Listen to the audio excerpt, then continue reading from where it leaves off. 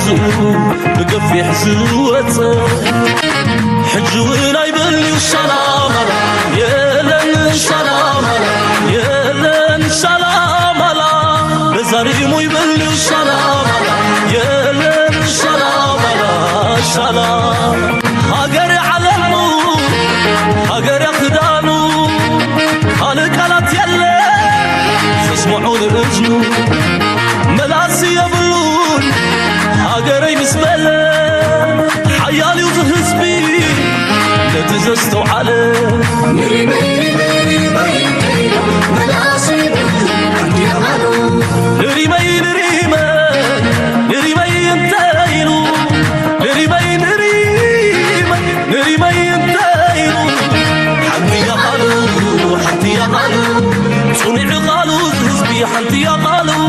صنع قالو سكير قالو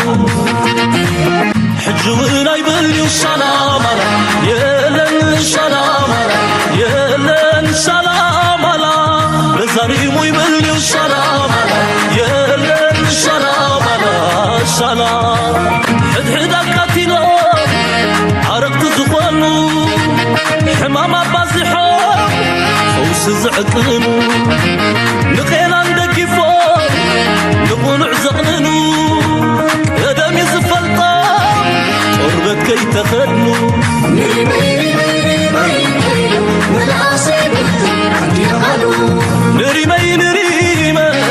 نري مي انتاينو نري مي نري مي نري مي انتاينو حنتي يا قالو حنتي يا قالو صنع قالو زهزبي حنتي يا قالو صنع قالو سكير قالو سلام عليك سلام سلام على يلن سلام على بزهاجر يلن سلام على سلام على يلن سلام على بزهاجر يلن سلام على سلام تخطاتلتنا إذا channel كما يتخونوا تبوك تكونوا ناي وتر تمنيتنان بحقنانيو لومون كم وترول علا قداس النجل لوم تحستوتات حزنا لكم متينا لنا كساب موداتانا إذا مدب مسانا كتون حدما بخبرنا عدمكم نايلو مارسي أكبابينا زكاية زلو كنتات بخل من قد كنريو كنفتنينا برقزا انترفيو ناي بريزنت هاجر إيرترا زقبرو اللو زلو قبر ملتي بستفلالي وغن فلاي وغن إثيوبيا استفلالي عينة ريتون قبر ملتني زوها بلو زلو نقولو دما كنريو كنفتنينا what exactly is going on in times of زلو بخل من قد كنريو كنفتنينا قدميو ግን አካባቢና ዝፍጽም ዘሎ ቁጠባዊ ጂኦፖለቲካዊ ኩነታት ኩሉ ከነነብብ ክንፈትኒና let's start here like ግበሩ ሸር ግበሩ ዲተኹምን ሓሳባትኩምን በሃናጽ መንገዲ ግደፉ ናይቲ ኩሉ ትገብሩ ሓበሬታታት ድማ ወይ እውን ደገፋት ድማ ካብ ልብነ መስግና በልና let's get started with this. The failure to achieve a durable peace and ensure accountability for human rights violations represents a major point of criticism against the administration. Ethiopia's economy faces significant challenges. High inflation, projected to peak at 25% by mid-2025, continues to impact households, particularly regarding food prices. Ethiopia is considered to be at high risk of external debt distress by the IMF. Following a missed Eurobond payment in ሓደ ካብቲ ንአብይ አሕመድ ተዛዕበየ ቻሌንጅ ኮይኑዎ ዘሎ right now ቁጠባ ናይ ኢትዮጵያ እዩ ስለዚ ንቁጠባ ዝትንክፍ ብኩሉ መንገዲ ከረየኩም ክፍትኔ በቲ ኮይኑ በቲ እውን ብኩሉ መንገዲ ክንርድኦ ዘለና ኣርእስታት ናይ ቁጠባ እውን ስለ ዘሎ ክንሪኦ ክንፍትን ኢና እንታይ ዝብል ዘሎ ኣብዚ ስቲቭ ሃንኬ ዝበሃል ሓደ ካብ ዓብይ ጸላዊ ብዛዕባ ቁጠባ ናይ ኢትዮጵያ ቀጻሊ ብዘሎ ሜጀር ናገበረ ሓበሬታ ዘውርድ ሰብ እዩ እንታይ ዝብል ዘሎ inflation continues to punish Ethiopians inflation ማለት ሓደ ካብቲ ፀውራ ንምልዓል እቲ ዝዓበየ ፋክተር እዩ ኢንፍሌሽን ማለት ካብ ምንሃር ናይ ዋጋታት ዘኽራይ ክኸውን ይኽእል መግቢ ክኸውን ይኽእል ክዳን ክኸውን ይኽእል ትምህርቲ ክኸውን ይኽእል ነዳዲ ክኸውን ይኽእል everything ንስኻቱ ደልዩ ሓረሳይቲ ኮይኑ ድኽዖ ክኸውን ይኽእል መድሃኒት ክኸውን ይኽእል ኩሉ እቲ ዘድልየካ ናህሪ ዋጋታት መንግስቲ ድማ ሓደ ካብቲ ቀንዲ ስርሑ ነገራት ደሞዝን እቲ ኣስቤዛን ክመጣጠን ክኽእል ኣለዎ ዝብል እዩ ስለዚ አብይ አሕመድ ነዚ ነገር እዚ ክቋጽሩ አይካለን አለው እዚ ስቲቭ ሃንኬ ዝብል አብይ አሕመድ በምንታይ ገልጸ መሲልኩም ፕሬዚደንት ሲያስ ምንታይ ገልጸ ጽንህልና ሪና arrogant incompetent and corrupt ዕቡይ ዘይብቁዕ ከምኡ ድማ ብልሹ ብዝብል ሰለስተ ቃላት ዝገልጸ ኩሉ ግዜ እዚ ድማ ውፅኢት ናይቲ ቁጠባ ናይቲ ኢትዮጵያ ዝኸይድ ዘሎ ካብ ፅዕቢት ናይ ኣቢ ከምኡ ድማ ዘይብቅዓት ናይ ምሕደራ ኣብ መወዳእታ ድማ ብልሽውና ሰፊሕ ዝኾነ ብልሽውና ሓዊስካ ሰለስቲአን እዚአን ነቲ ዝርከቡ ፀጋታት ኣብ ቦትኡን ኣብ ዝግብኦ ቦታን እንተደይ ኣውሪድካዮ ክፍጠር ዝኽእል ፀቕጢ ኢና ንርኢ ዘለና ሕጂ እንታይ እዮም ዝብሉ ዘለዉ እዚ ነገር እዚ ምንሃር ዋጋታት ሓድሽ ኣርእስቲ ይኮነን ኣብ ኢትዮጵያ but here is the kicker ሓንቲ ንዓይ ዘገረመትና ፓርላማ ናቶም ዝተዘርበ እዚ ኣብዚያ ስምዕዎ ብር በላይ የሚያገኝ ሰው 34,000 ሰው ብር በላይ የሚያገኝ ሰው 35% ይከፍላል። 15% በሚበላው ምግብ በሚገዛው ዕቃ ላይ ቫት ይከፍላል። 35 እና 15 50% ሄዷል። ጡረታ ገና ከ60 ዓመት በኋላ ነው የሚያገኘው። 7% ይቆረጥበታል። 57% አሁን ከደሞዙ ላይ ይቆረጣል። 15,000 ብር የሚያገኝ ሰው 57% ተቆርጦ በ43% ይኖራል ወይ? ቤት ኪራይ ከፍሎ ልጆች አስተምሮ ቅድም እንዳልኩት ለምግብ ብቻ ይበቃል ወይ? ሌላን ተው። ኦ ማይ ጋድ ኣቶም ሰባት ሰምዑ ኣለኹም ዞም ዘረባ እዚ ኣብ ኢትዮጵያ 57% ግብሪ ክኸፍል ሓደ ሰብሲ በናይ መለክዒ ኢኻ ክትቆፅሮ ትኽእል በናይ መለክዒ ክትቅበሎ ትኽእል ተርዲኹም ኣለኹም እንታይ ዝብል ዘሎ መጀመርያ እቲ መርድእ ክነግረኩም እየ ኣሚን ናብ ኢትዮጵያ ትኸዱ ዘለኹም ወይ እውን ናብ ኢትዮጵያ ክትከዱ ትሓስቡ ዘለኹም ኢትስ ዴት ሰንተንስ ክብሎ ክእል ኣነ ናይ ሞት ፍርዲ ወይ እውን ንሞት ተፈሪድካ ከም ዘለካ ጌርኩም ሰድዎ ለንቀነ ቤት ፍርዲ ናይ እቲ ፓርላማ ናይ ኢትዮጵያ ኣንፃር ኩሉ ወይ እውን ኩሉ ዓይነት ግብረ መልሲ እናመፁ ከሎ እንታይ ሕጋ ሓሊፉሎ ይብሉ ኣለዉ Despite unions calls for tax exemption for workers earning up to 8,000, government sets income tax threshold at 2,000 ብር ከመይ ዓይነት መንግስቲ ኣብዚ ሃገር እዚ ዘሎ ንኽትፈልጦ ንኽትርድኦ ከማን ዘሸግረካ ግን ስለምንታይ ከምኣ ትኾናላ ፅቡቅ ጌረ ከምናኩም ክንሪኦ ኢና እዚ ኸ ኣካይዳ ናይ ቁጠባ ክርዳእና ስለ ዘለዎ እዩ ሓደ ካብቲ ኣብዚ ቻነል ኪኖ ፖለቲካ ዕምቆት ናይ ቁጠባ ንኽንርዳእ ክሕግዘና ዝኽእል ዝበልኮ ትሕሶታት እየ ዝገብር ንኣቢ ስለ ዝፀልኦ ንኢትዮጵያ ስለ ዝፀልኦ ጥራይ ኣይኮነን እዚ ድስ እዞም ቁፅርታት ኣብ ዝመፁ ዘለዉ ኣነ ይኮንኩን ዘምፅኦም ዘለኹ በዓላቶም ተውፅዎም ዘለዉ እዮም ኣብዪ ኣሕመድ መንግስቲ ናቱ IMF ብኣፍንጫ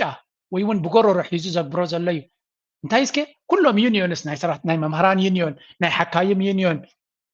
ናይ ካልእ ሰራሕተኛታት መንግስቲ ዩኒዮንስ ኩላቶም በጃኻ ግብሪ ክኸፍል ዝግብኦ ዜጋ ልዕሊ 8,000 ብር ምስ ዝኽፈል ጥራይ እዩ ትሕቲ 8,000 ዝኽፈሉ ንገዛ ክራይ ንመናብሮ ስለዚ ኣክልቲ ገንዘብ ግብሪ እለይሎም ኢሎም ይልምንዎ ነይሮም እንታይ ገይሩ ስኸ ካብ 2,000 ንላዕሊ ዝኽፈል ሰብ ኩሉ ግብሪ ክኸፍል ከም ዘለዎ ካብ 2,000 ብር ንላዕሊ 2,000 ብር ከሲ እንታይ ክገብረልካ ይኽእል በዚ ሕጂ ዘሎ መናብሮ ናይ ኢትዮጵያ ዝብርዎ ዘለዉ well let's put that to another story ሕጂ እቲ መንግስቲ ንታክስ ኩሉ ኢትዮጵያዊ ልዕሊ 2,000 ብር ዝኽፈል ታክስ ክኸፍል ከም ዘሎ ኣፅዲቕዎ ኣሎ እዚ ኸ እንታይ ዝብል ዘሎ despite unions cost the House of Representatives has passed the draft እዚ ግን ሕጊ ምቕያሩ ግን ኣይተርፎን እዩ proclamation on salary income tax setting the tax exempt threshold at 2,000 ብር despite a sustained call for the Confederation of Ethiopian Trade Unions to raise it significantly to 8,000 the newly amended proclamation reviewed by Addis Standard raises the tax exemption salary threshold from previous 600 birr to 2,000 birr. It also increases the increased level at which 35 tax rate applies from 10,000 birr to 14,000 birr. Additionally, the minimum tax rate. ሕጂ እዚ ዘረባ እዚ ተኣንትቦ ክገልፀልኩም ፀናዕኩ እዩ እንታይ እዮም ዝብሉ ዘለዉ ኣብዚ ኩሉ ሰብ ክርድኦ ዘሎ ንኩሉ ሰብ እውን ክስምዖ ዘለዎ ኣርእስቲ እዚ እንታይ እዮም ዝገብሩ ዘለዉ እቲ ፓርላማ ናይ ኢትዮጵያ ማለት እዩ 14,000 ንኣብነት ዶክተር ኣብ ኢትዮጵያ ክንደይ ይኽፈል እዮም ኢሎሞ 11,000 ወይ ከዓ 10,000 $7 ማለት እዩ ልዕሊ 8,000 ልዕሊ 14,000 ዝኽፈል ተኮይኑ ወይ 15,000 ዝኽፈል ሰብ ተሎ ንኣብነት ክንደይ ታክስ ክኸፍል ኣሎ ኢሎም ኣለዉ 35% ታክስ ኦ ማይ ጋድ ከመይ ገይሩ ሰብ ንኢትዮጵያ ክኸይድ ይኽእል ኣብ ደገ ዘለኻ ከም ገለ ኢልካ ንኢትዮጵያ ክትከይድ ትሓስብ ዘለኻ ምናልባት ናይ ገለገለ ቢዝነስ ክገብር እየ ትብል ዘለኻ 35% ታክስ ካብ ደሞዝካ ክትከፍል ኢኻ 35% እዚ ቀዳማይ ክፈል 35% ምስ ከፈልካ ሽዑ እንታይ ተርፈካ VAT ዝበሃልካ ኣሎ ይብላ ኣሎ VAT ኻ እንታይ እዩ value added tax ማይ ክትገዝእ ከለኻ ክሪስታል ማለት ድዩ ክዳን ክትገዝእ ከለኻ ድዩ ምግቢ ክትገዝእ ከለኻ ኣብ ልዕሊ እቲ ትገዝኦ ዘለኻ VAT ዝበሃል ትውስኽ እዚ VAT ድማ ክንደይ ፐርሰንት እዩ ዝብሎ ዘሎ 35 ተደምሮ 15 ካቲ VAT ይብሎ ኣሎ 15 ክልቲኡ ምስ ደመርካ 50% ኢኹም ንኻልኦት ኢትዮጵያውያን ድማ 7% ድማ ንጥሮታኹም ተባሂሉ ካብ ደሞዞም ይቁረፅ ስለዚ 57% ካብ ደሞዝካ 15,000 ትኽፈል ነርካ 57% መንግስቲ ተወሲድዎሲ ልዕሊ ፍርቂ ተወሲድልካሲ እንታይ ኢኻ እሞ ማለት ኣብቲ ሚኒማም ዌጅ ተመሊስካ ኣለኻ ማለት 7,000 ከፊልካ ኣለኻ ስለዚ እዚ ናይ ብሓቂ ዲዛስተር እዩ ዝብሎ ዘለኹ ኣነ ግን ኢትዮጵያ ስለ ዝኾነ እዚ ነገራት እዚ ነቶም ኢትዮጵያውያን ክንምንታይ ፀቕጢ ይገብረሎም ከም ዘሎ እዩ ዝነገር ዘሎ ስለዚ ልዕሊ 14,000 ንኣብነት እዚ ንሓካይም ኣይምልከት ማለት እዩ ነቶም 10,000 11,000 ዝኽፈሉ ዘለው እዚ 35% ታክስ ዝብሎ ዘሎ ኣይምልከቶምኒ ማለት ስለዚ ኣትሊስት ካብኡ ክድሕኑ ይኽእሉ እዮም ብሓፈሻ ኣብዚ ሃገር እዚ ዘሎ ታክስ ሬት ኢስ ክሬዚ ብከምዚ ዓይነት መን ነይሩ ከመይ ገይሮም ይንቀሳቀሱ ኣለው ንክርዳእና ኣዝዩ ከቢድ ዘሎ ንዓይ ግን ሪዝ ወረዴስ ንቐፅል ሕጂ እንታይ እዮም ዝብሉ ዘለዎ ኣብዚ በዓላቶም ዝብልዎ ዘለዎ እዩ and this is going to be the difficult task ነቶም ኢትዮጵያውያን ተራ ህዝቢ ኢትዮጵያ ማለት እዚ ምን ተፈጠረ ልክ አሁን ባለንበት የጁላይ ወር 2024 ወይ ደግሞ ከአንድ ዓመት በፊት ነው ኢትዮጵያና IMF በጣም መጠነ ሰፊ የሆኑ የማክሮ ኢኮኖሚክ ማሻሻያዎች ላይ የተስማሙት ከዛ ውስጥ አንደኛው እንግዲህ በጁላይ 2024 የምታስታውሱት አብዛኛዎቻችሁ የኢትዮጵያ ገንዘብ የሆነው ብር ከሌሎች ከውጭ ሀገራት ገንዘቦች ጋራ የሚገበያይበትን የምንዛሬ ስርዓት ወደ ገበያ መር ወደሚባለው ስርዓት የገባበት ዘመን ከዛ ባለፈ የናሽናል ባንክ ሬት ወይ ደግሞ ኢንዲኬቲቭ የሆነ ኢንትረስት ሬት መታየት የጀመረበት በዛ የሞኔታሪ ፖሊሲን በገንዘብ አቅርቦት እና በገንዘብ ቁጥጥር ሂደት ለመቆጣጠር በማሰብ ማለት ነው ቢሆን በሐፈሻ እንታይና ንርኢ ዘለና ኣብዚ እቲ ናይ IMF ናብ ኢትዮጵያ መምፅኡ ሓደ ካብቲ ኣብ ወርሒ 7 2024 ይትውሳነ ተወሲኑ ሓደ ካብቲ ፅኑዕ ትእዛዝ ናይ IMF እንኮላይ ምስ ወርልድ ባንክ ክልቲኦም ኮይኖም ክሕግዝዎ ኢሎም ንዓቢ ግን ክትገብሮ ኣለካ ኢሎም ዝኣዘዝዎ ነቲ ኤክስቼንጅ ሬት ወይ ከዓ ሸርፊ ከምዚ ፊክስድ ሬት ዝነበረ ኣብ ባንክ ሓደ ዶላር 57 ብር ፊክስድ በዚያ ጥራይካ ክሰርሕ ዝብል ዝነበረ እቲ ብርን ዶላርን ኣብ ዕዳጋ ክውሰን ግደፎ ፍሎቲንግ ሬት ዝበሃል ከምኡ ግበር ኢሎሞ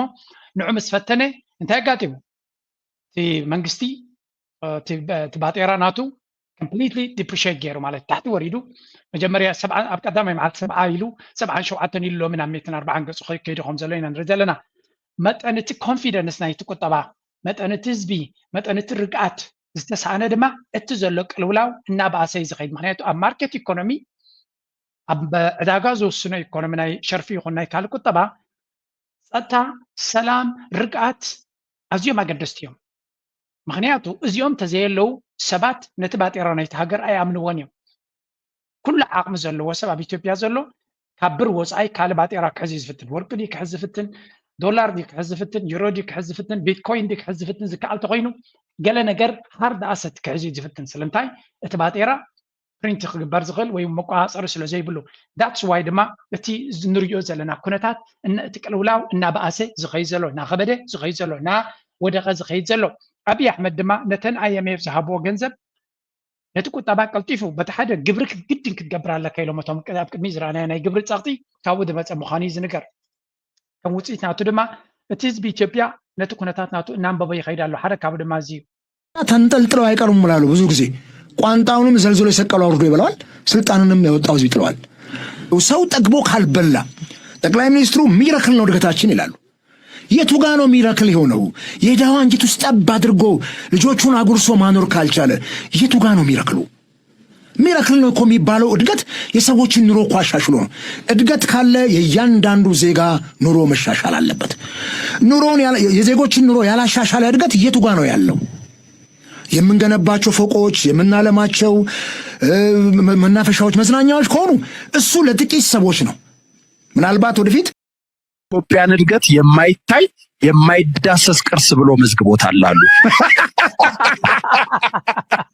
ዩኔስኮ የኢትዮጵያን እድገት የማይታይ የማይዳሰስ ቅርስ ብሎ መዝግቦታል አሉ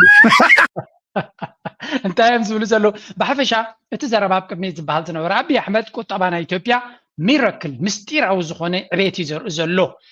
ዓለም ብኣናያ ትግረም ዘላ እናበለ ባዕሉ ዝድህስሶ ዘሎ ባዕሉ ዝፍብርኾ ዘሎ ቁፅርታት ናውፅኢ ዝዛረብ እቲ ሕቶ ግን እቲ ቅድሚ እዚኦም ዝዛረቦ ፀንሐ እንታይ ኢሉ እንድሕር ቁጠባ ሚራክል ዝኾነ ቁጠባ እንተሎ ኮይኑ ሰባት ኣብ መነባብሮኦም እዮም ዝርእይዎ ኣብ ቁጠባኦም እዮም ዝርእይዎ ኣብ ዝበልዕዎን ዝሰትይዎን ዝረኽብዎ ሕክምናዊ ቀረባት ዝረኽብዎ ናይ ትምህርቲ መሳለጥያታት ዝረኽብዎ መጓዓዝያ ዝስምዖም ርግኣት ኤቭሪቲንግ እቲ ስታንዳርድ ናይ ላይፍ ንዓበየ ክኸይድ ከሎ ኩነታት ናይ ሂወትካ እናተመሓየሸ ይመፅእ ደሞስካ እናወሰኸ ይኸይድ መናብሮ እናጎደለ ይኸይድ ኩሉ ነገር ናብ ፅቡቅ ገፁ እዩ ዝኸይድ ኣብ ኢትዮጵያ ዘሎ ግን እቲ ከተማ ብስእሊ ብካሜራ ክትሪኦ ከለካ ብፍላይ ኣዲስ ኣበባ ማለት እዩ ፅቡቅ ከባቢታት ሰሪሑ ኣሎ እዚ ፅቡቅ እዚ ግን ንውሑዳት ሰባት ጥራይ ከገልግል ዝኽእል ምክንያቱ መጠን ፅቡቅ ዝገበርካዮ ነቲ ከተማታት ኣፍሪስካ መጠን ብዙሕ ኣፓርታማን ፅርግያን ዘስፋሕካዮ ብመጠኑ ሓደ ህዝብኻ ኣበይ ክነብር እዩ እቲ ዝቕመጠሉ ዝነበረ ናይ ድኻታት ቦታታት ተኣልዮ እንተለካ ንዑ መተካእታ ዝኸውን ቦታ ኣዳሊኻ ዲኻ ንሚልዮናት ህዝቢ ገሊፍካ ን4,000 ዝኾን ክፍላት ቀሪበ ኣለኹ እንድሕር ኢልካ እቶም ሚልዮናት ህዝቢ ናበይካ ክሰዶም እንታይ እዮም ክሰርሑ ዝኾነ ይኹን ከምዚ ናይ ኣዲስ ኣበባ ዓይነት ትሕተ ቅርፂ ክትገብር ከለካ ድማ መናብሮ ኣውቶማቲካሊ ዝኸብር ኩሉ ነገር እዩ ዝኸብር እንዳ ሻሂ ኣብ ሓደ ዚንጎ ዘለዎ ቆርቆሮ ዝኾነ ኣቲኻ ክሰቲ ከለካ ኣብ ሓደ ሙሉእ ብሙሉእ ብሲሚንቶ ዝተሰርሐ ወይ ፅቡቅ ገዛ ኣቲኻ ክሰቲ ከለካ ንሓደ ዓይነት ዋጋ ይፅበን ኢኻ ስለዚ ነቲ ናይ ድኻታት ኣፍሪስካ ነቶም ድኻታት ካብቲ ዓዲ ክሰግኦም እሞ ኪድ ኣብ ገጠራትኩም ሻሕበሉ ክትብሎም እንተኮይንካ እሞንተ ተቐቢሎምካ maybe it will work for you but ኢትዮጵያ እቲ ኣብይ ኣሕመድ ዝገብሮ ዘሎ ትራንዚሽንስ ከምዚ እዚ ዝበልዎ ዩኔስኮ ናይ ኢትዮጵያ ቁጠባ ብልፅግና እንታይ ገሊፅዎ ኢሎም እዞም ኣህባይ ብኤኣይ ዝተሰርሑ ናይ ኢትዮጵያ ዕቤት ዘይርአን ዘይድህሰስን ፍሉይ ዓይነት ዕቤት ምዃኑ ነጊሩ ኢሎም ዩኔስኮ የኢትዮጵያን እድገት የማይታይ የማይዳሰስ ቅርስ ብሎ መዝግቦታል አሉ። ብሓፈሻ ናይ ኢትዮጵያ ሚራክል ኢኮኖሚ ናበይ ገፁ ይኸይድ ከም ዘሎ ኢና ንርኢ ዘለና ምዝያ ተሓዝ ኣቢል ኣብቲ ናይ ኢትዮጵያ ተመሊስና ቅድሚ ምርኣይና ኣብ ተወሰነ ግዜ ኣነ ዝሃብኳ ነይራ እዚያ መስምዖ ንእሽተይ ቀጥል ከሆነ የጥቂት ሰዎች መኖሪያ ብቻ ልትሆን ይችላል። ድሃ የሚባለው አካል ተጠራርጎ ሊወጣ ይችላል፣ ከምድርም ሊጠፋ ይችላል። በዚህ አይነት መልኩ የምንቀጥል ከሆነ ከዚህ አንጻር ይህ በኢኮኖሚው ረገድ እድገት ካለ ግድ ማየት አለብን። ነዳጅ መንግስት ይደጉም ነበር፣ አዎ ይደጉም ነበር፣ ምንም ጥርጥር የለውም። መንግስት እኮ ይደጉማል። ዜጎች አቅም ካጡ ኢኮኖሚው ላይ ይደጉማል፣ የግድ ነዋ። እነኚህ ዜጎች ተቸገርን ብለው እኮ ነው የሚጮሁት። ለምንድን ነው አምና የኬንያን ፓርላማ የናይሮቢ ነዋሪዎች ኬንያውያን የበጠበጡት? መጠነኛ የሆነ የግብር እንትን ስለመጣ ሳይጸድቅ አይደለም እንዴ? ፈርታው ነው ገና ለገና ይሄ ጸደቀ። ብሓፈሻ እንታይ ዝብል ዘሎ እቲ ኩነታት ናይ ድጎማታት ኩሉ እቲ መንግስቲ ዝገብሮ ዝነበረ ስለዝኣለዮ እቲ መነባብሮ ድማ በቲ ሓደ እቲ ምንሃር ናይ ዋጋታት ኣሎ፣ በቲ ካልእ ድማ ወላ እቲ ምንሃር ናይ ዋጋታት ብምንታይ እዩ ዝረስን ዘሎ በቲ ድጎማታት ስለዘሎ ዘሎ ድጎማ ድማ መንግስቲ ንኣብነት ኣብ ኤርትራ መጓዓዝያ እንተሪኢኹሞ ኣነ ኣብ ኣስመራ ከለኹ ማለት እዩ ቀደም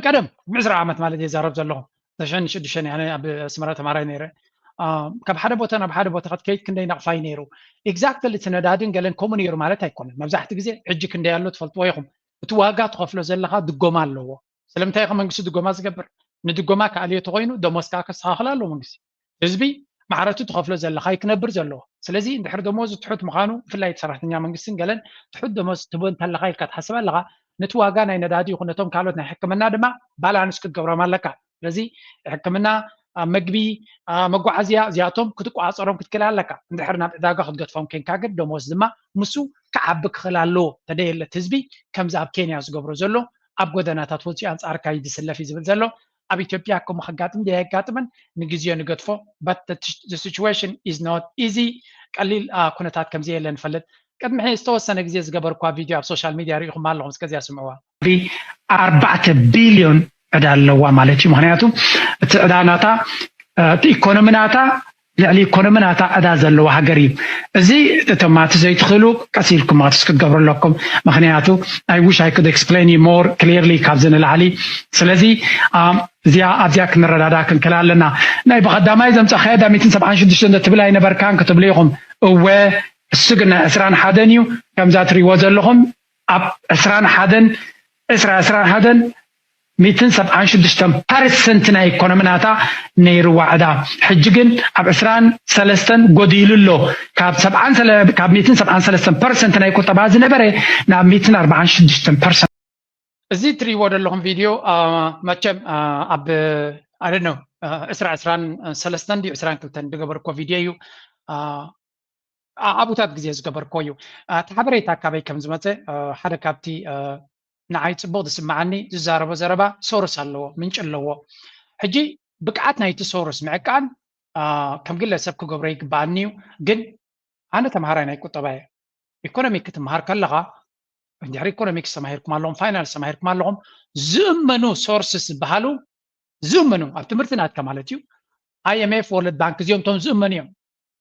እቶም ዝእመኑ ዝበሃሉ ሶርስስ እዮም ስለምንታይ ከምኡ ኮይኖም ብሃገራት ስለ ዘይውነኑ እዩ ዝበሃል ንኣብነት ናይ ስዊስ ዴታ ዝእመን ሓበሬታ ክትብሎ ትኽእል ኢኻ ግን ስዊስ ንስዊስ ከፀባበቕ ዝኽእል ክገብርዎ ይኽእሉ እዮም ኢልካ ክትጠራጠሮም ትኽእል ኢኻ ናይ ኣሜሪካ ዳታ ከምኡ ናይ UK ዳታ ከምኡ ናይ ካልኦት ሃገራት ብፍላይ ኣብ ድኻታት ሃገራት ክወርድ ከሎ ድማ ዝእመን ኣይኮነን ትቁፅሪ እዮም ዝብልዎ ስለምንታይ እቲ እቶም ፖለቲከኛታት ነብሶም ፅቡቅ ንክገብሩ ኢሎም ዝገብርዎ ነገራት ኣለዎ ዝውስኽሉ ነገራት ኣለዎም ዝብል ዘረባ ስለ ዘሎ ስለዚ ካብ ከምዚ ዓይነት ፋለሲ ወይ እውን ፀገም ክትወፅእ ናይ IMF ሓበሬታ ክትጥቀም ኣለካ እዩ ዝበሃል ስለዚ እቶም ተማሂርኩም ዘለኹም ትፈልጥዎ ኢኹም እዚ ጉዳይ እዚ IMF ወይ ወርልድ ባንክ ክትጥቀም ከለኻ ዳርጋ ዘይሻራዊ ቁፅሪ ትጥቀም ኣለካ እዩ ዝበሃል ባት ሕጂ ኮይነ ክሪኦ ከለኹ ሓደ ኤርትራ ካብ IMF 5 ሳንቲም ኣይወሰደትን እዚ ድማ ፕሩቭድ ዝኮነ ነገር ኢና ሪና ኤርትራ ካብተን ሰለስተ ሃገራት ካብ IMF ገንዘብ ዘይወሰደት ሃገር እያ ኢልና እዚ ድማ ብኩሉ መንገዲ ዝተረጋገፀ ሓበሬታ እዩ ኣትሊስት በዓል ዶክተር ፍቅሪ የሱስ ካብ ውሽጢ ኤርትራ ኣረጋጊፆም 2-3 ግዜ ዘውፅዎ ሓበሬታ እዩ which is good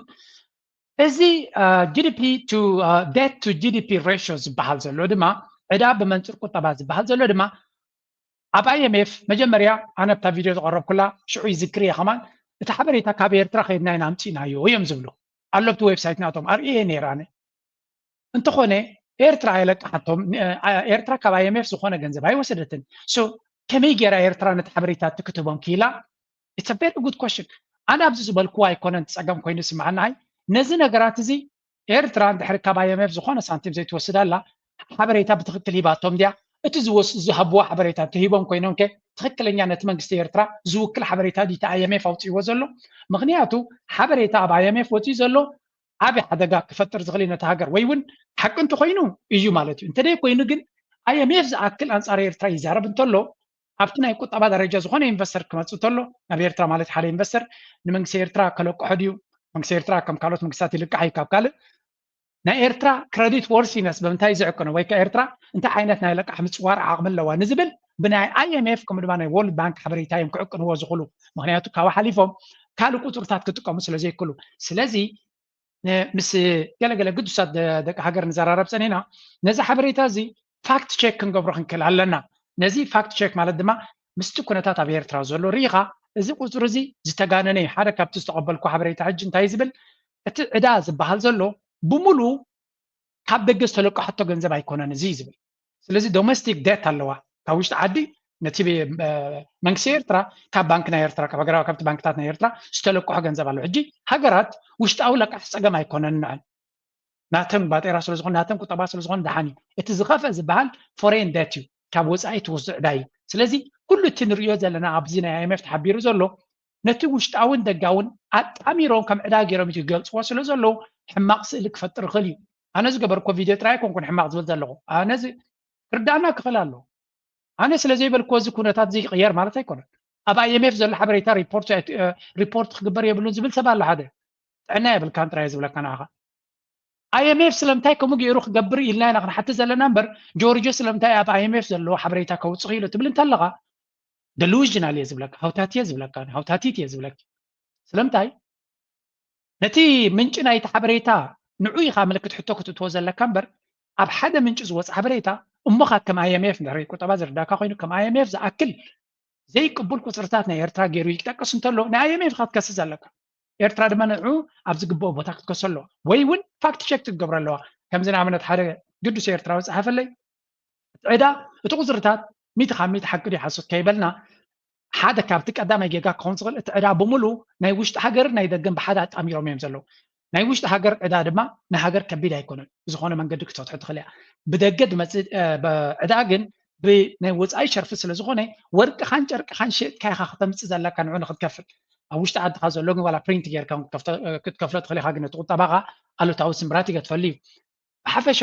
እዛ ዘረባ እዚኣ እዛ ቪድዮ ዝገበርኳ ንብዙሓት ኣንቂፋትኩም ወይ ሕማቕ ተሰሚዕኩም ክኸውን ይኽእል እዩ ግን ኢን ጀነራል ክንሪኦ ዘለና እቲ ሓበሬታ ኣነ ዝያዳ ስለምንታይ ከምዚ ለያይ ሕማቕ ኣይተሰማዕኒ ምክንያቱ እቲ ሓበሬታ ኣነ ኣብዚ ሻነለይ ከምፅእ ከለኹ ካብ ሓደ ምንጪ ዝመፅእ ሓበሬታ እየ ዘምፅእ ካብ IMF ንላዕሊ ዝእመን ምንጪ ናይ ሓበሬታ ኣሎ እንድሕሪ ኢልኩም ኣብ ፋይናንስ ድማ ዩ ቴል ሚ መንግስቲ ኤርትራ ናቱ ሶርስካ ክነግር ክኽእል ኣሎ እንድሕሪ ነዚ ዲባንክ ክንገብሮ ኮይና እዝን ጌጋይ እንድሕሪ ኣለና ንሕጉስ እየ ኣይሆፕ ሓሶት ክኸውን ይኽእል እዚ ሓሶት እዚ ፈብሪኾም እዮም ብዛዕባ ኤርትራ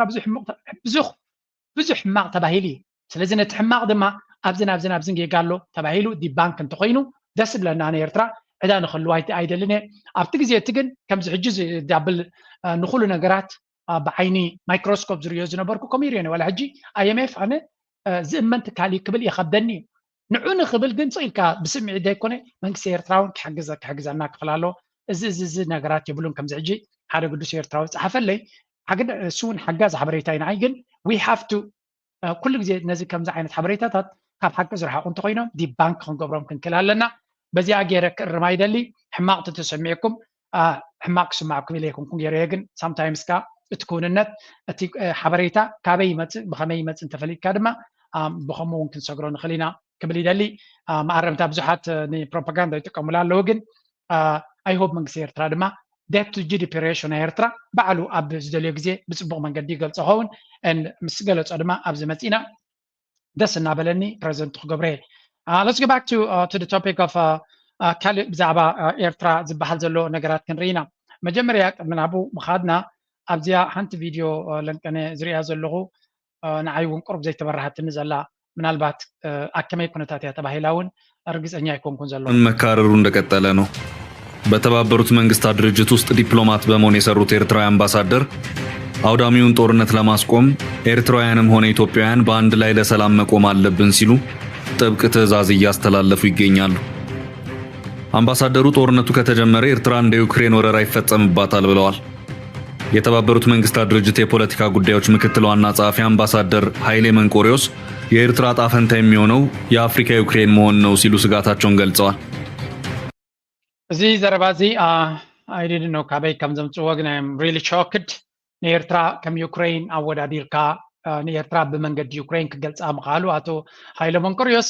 very sad ይሕዝን ናይ ብሓቂ ይሕዝን ኣብ ከመይ ኩነታት ኣሎ እንታይ ፖለቲካ መርገፂ ዝፈልጦ ይብለና ነ ግን it's sad ኤርትራ እንታይ ኮይና ዩክሬን ትኸውን ሓደ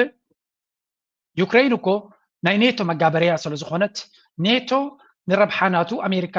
ናቱ ረብሓ ኢሉ ጎስጒሱ አንጻር ራሻ ክትዋጋእ ስለ ዝገበረያ ከምዚ ኩነታት ወሪዳ ኤርትራስ ንመን መጋበርያ ኮይና ስለ ትኸይ ዘላያ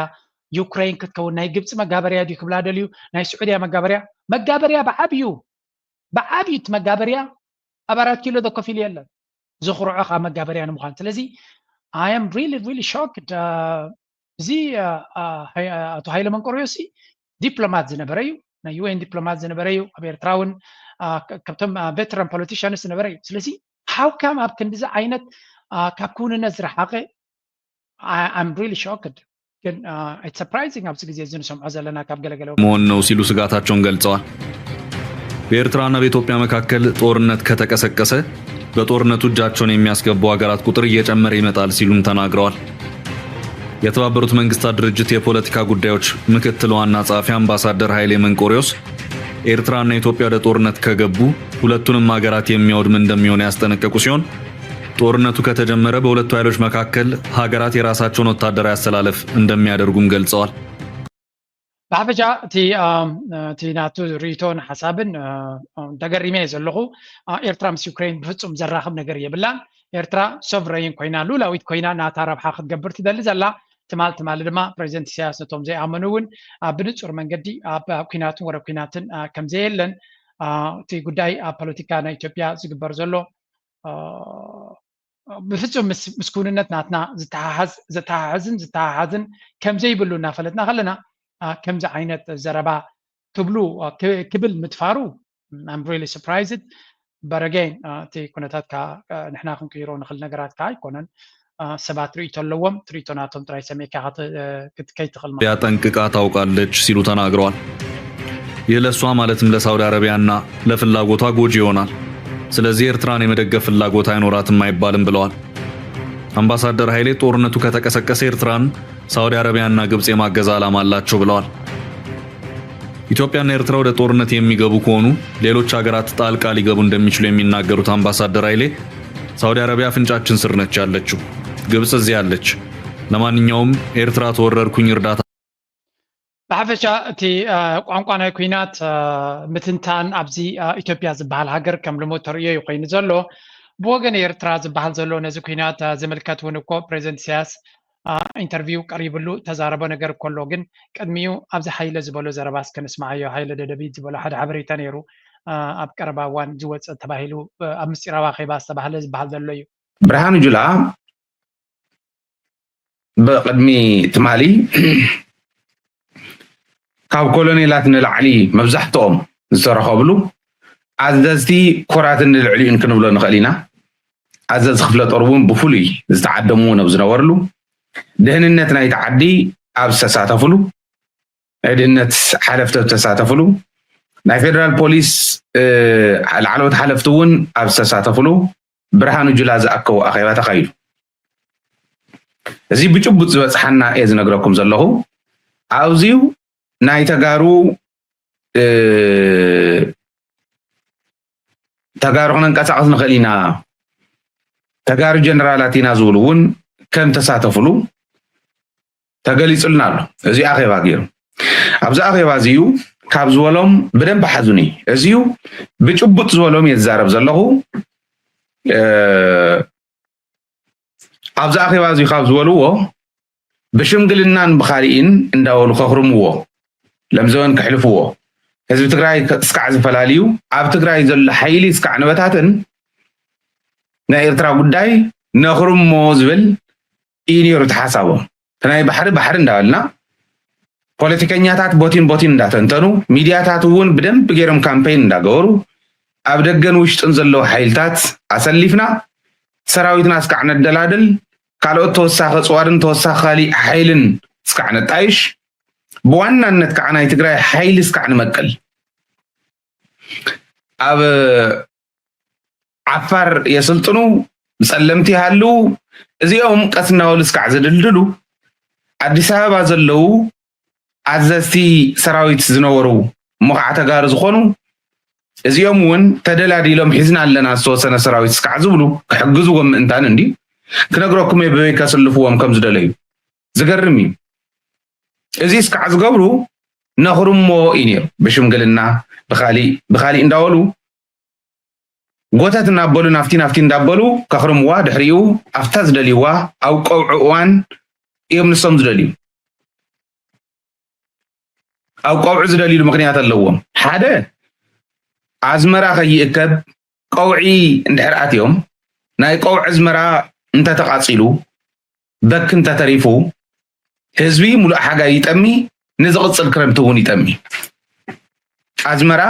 ኣቃፂሎም ክኸዱ እዩ ቀውዒ እዮም ንሶም ዝደልዩ ሕልንኦም ኦረዲ ማለት ቦቲን ጀኖሳይድ ምፍፃም ስለ ዝኾነ ዳብል ጀኖሳይድ እያ ትኸውን እኽሊ እውን ስለዘይእርነብ ስለዘይእምረር መቸም ካብዚ ኢትዮጵያ ዝበሃል ሃገር ዝወፅእ ተንኮልን ክፍኣትን ነፍሱ ዝኸኣለ ፀገም እዩ። እዚኦም እዮም ከዓ ንኤርትራ